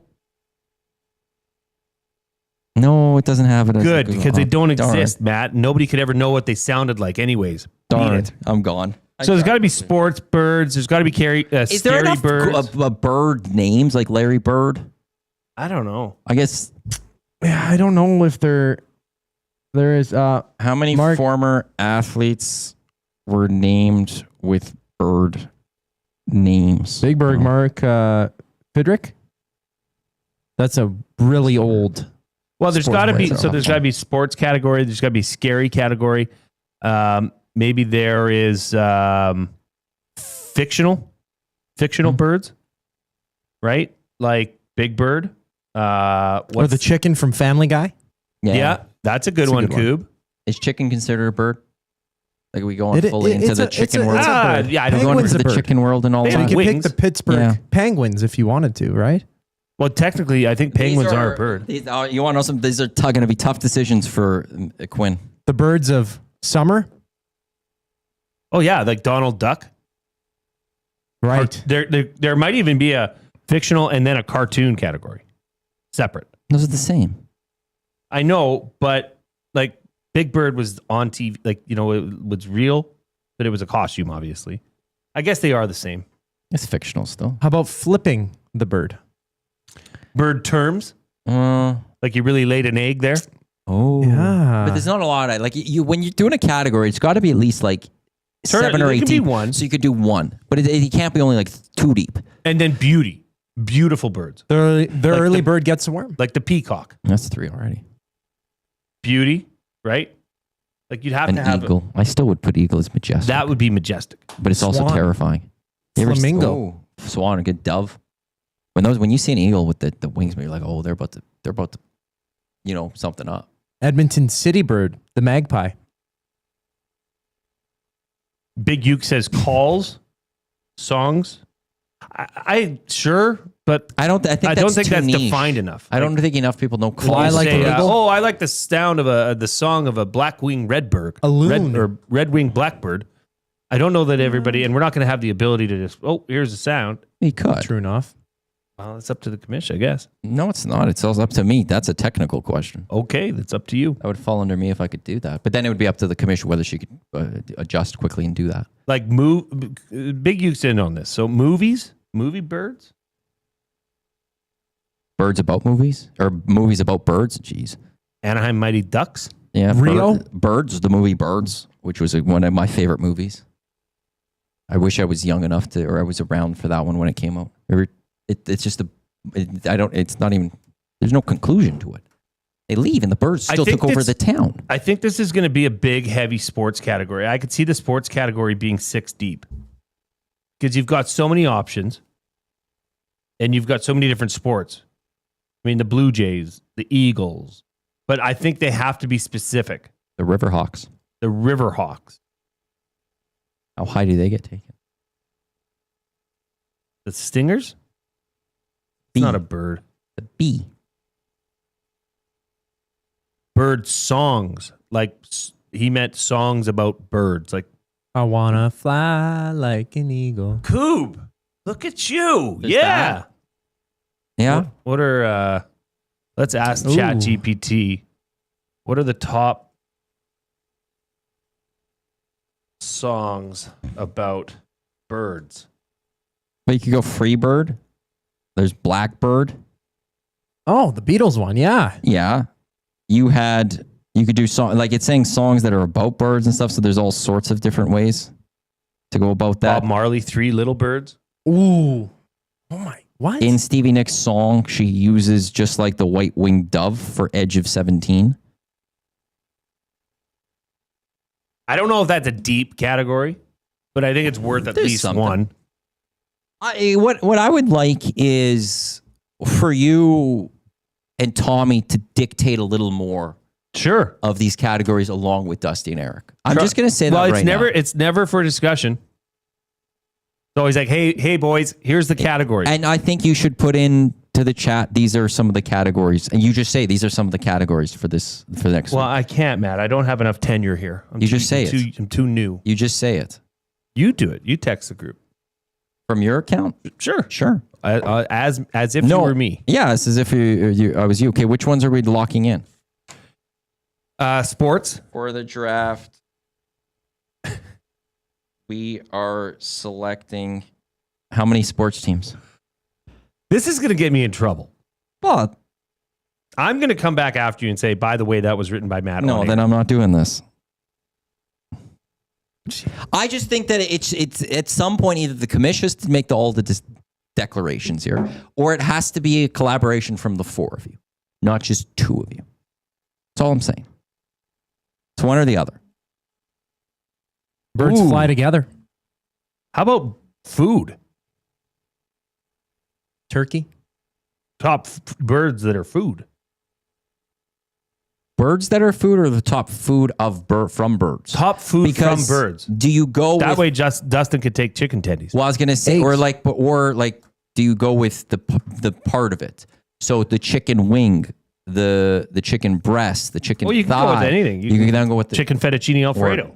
I mean, it's from that. You know what I mean? I was thinking like the specific part of it, the neck of a turkey. if you will. Yes, that's what I'm chicken saying. breast. Come on. I already said that one. Oh, sorry. Yeah. What other bird food is there?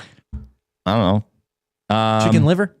People eat. There is a famous bird. Eggs. Well, there's eggs. I said that where as they well. eat. Did you? Where they cover. It's okay. They cover themselves and they eat it. It's a very small bird. I forgot what it is. Quail? It's almost like a quail. Although you can eat quails. That's a state bird of California. There's quite a few types of birds. I'm assuming that you can eat. Again, not a big category type thing.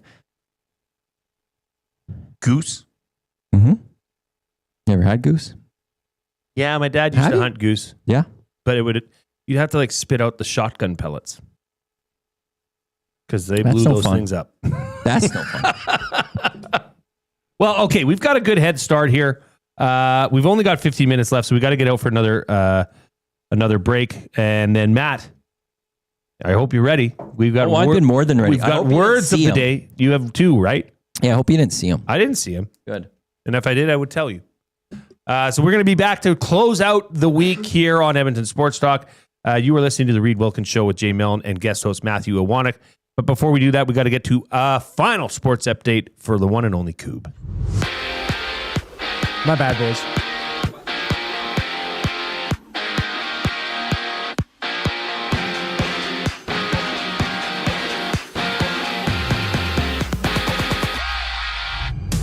After starting the game up 1-0, the Jays are down 5-1 to the Royals in their series opener. Kansas City finding 3 runs in the third. Kevin Gausman pitching for the Jays. In 7 other games alive, Tigers up 3-0 on the Phillies. Top of the third, Brewers rolling the Nationals in the third as well, while the Mets are down 1-0 to the Giants. And down at Remax Field, the Riverhawks and Falcons scrap just after 7. Edmonton sweeping the Night Owls in a 3-game set, which wrapped up last night. And for Friday Night Football, the Argos and Bombers duke it out at 6:30. Nick Arbuckle gets a start for Toronto. Chris Streveler for Winnipeg. In the CEBL, Stingers host the Bandits. Edmonton 12-7, Vancouver 15-5. Listen to the full game on any VST's audio streams.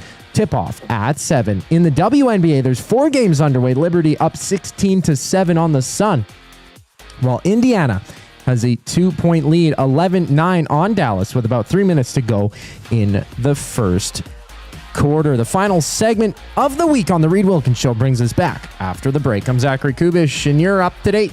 EST Afternoons. My confidence is growing more and more about the Elks game. Do you want to know why? Yeah, I do. Cody Fajardo has a 6-1 all-time record against the Hamilton Tide. 6-1? Yeah. Well, that's good. And I know the Elks haven't won at home since 2017 against the Ticats. So for me, they're due. They're due, buddy. And you know what else? The Ticats are due for a loss. They've won 5 straight. Trap game. EST Afternoons, weekday afternoons 1 to 3, only on Edmonton Sports Talk. Your clear choice for Edmonton sports.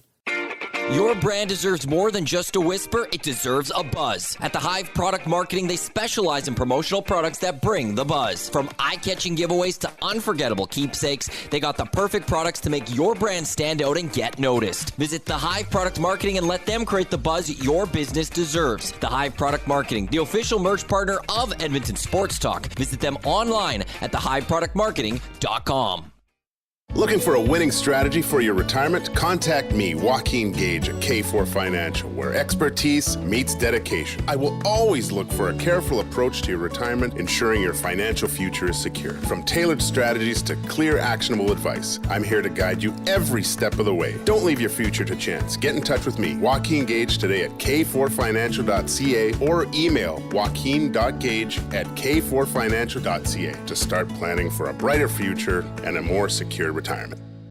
Hi there. If you're like me, you like to picture yourself in luxury, even though there's absolutely no way you could afford it. And if you can, well, even better. Thankfully, I picture myself in something that is luxury, but still absolutely affordable, like the all-new Mazda CX-90 from Park Mazda. With the new luxury features like facial recognition settings and quilted detail Napa leather seating, I can pretend to be comfortable with all of my proper settings activated without even touching a button, thanks to Mitch Lewicki and the great staff at Park Mazda. I like to picture Mitch Lewicki as a ninja fighting off evil samurai. Park Mazda, your dealer for life in Sherwood Park off Y Road, parkmazda.ca.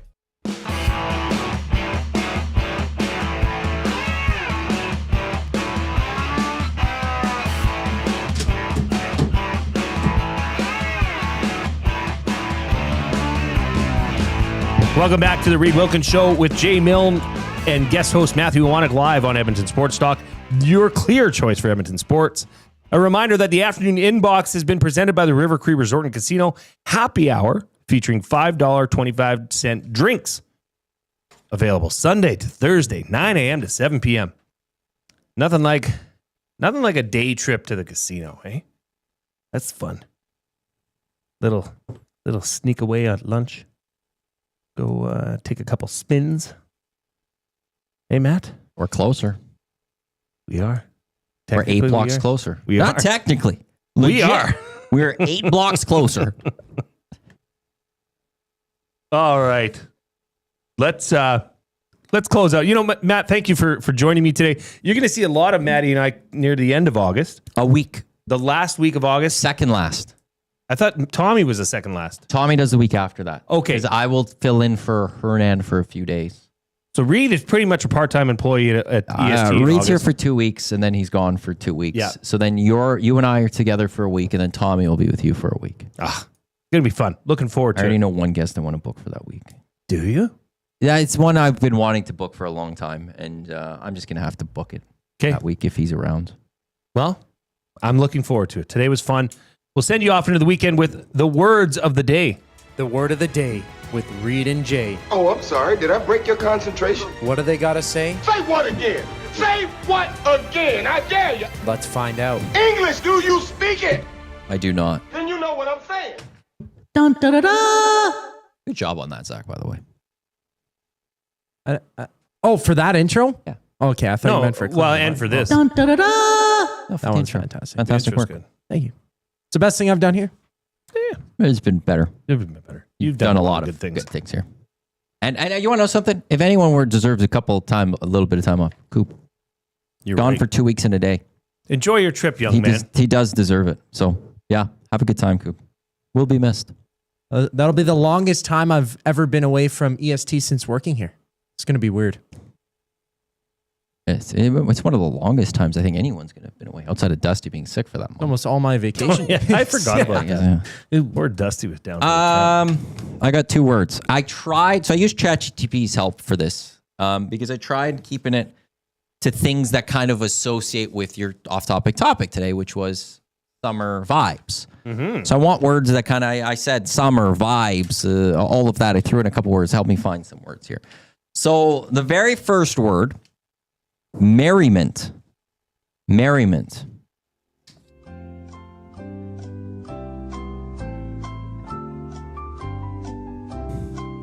Would you like a definition? The definition, I have to try. Oh, that's right. You have to do that. Yeah, sure. Give it. Merriment. Or do you want examples? Because there's. Well, I always tell Reid to go with his gut. So I would be silly to sit here and say I'm not going with my gut. So I'm just going to go with it. Merrymint.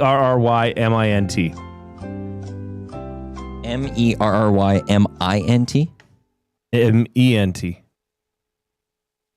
Incorrect. Mint. You suck. No, it was Ment. So Merriment. merriment. Merriment. Well, when you say it like that. Well, that's the merriment. Stop it. Get some help. Merry. Oh, no, is what you said. It's Merriment. That's what I said. You said Y. No. Merrymint. Not Y. Oh. Merri. I did change it on you there in a bit to try to get the point. So it's Merriment. Merriment. That's what Merriam-Webster's says. Merriment. Can you use it in a sentence? So I'm 0 for 1. So the two sentences they have, because there's two different ways of going this. A time of great joy and merriment. Their house was always filled with merriment. Say the first sentence again.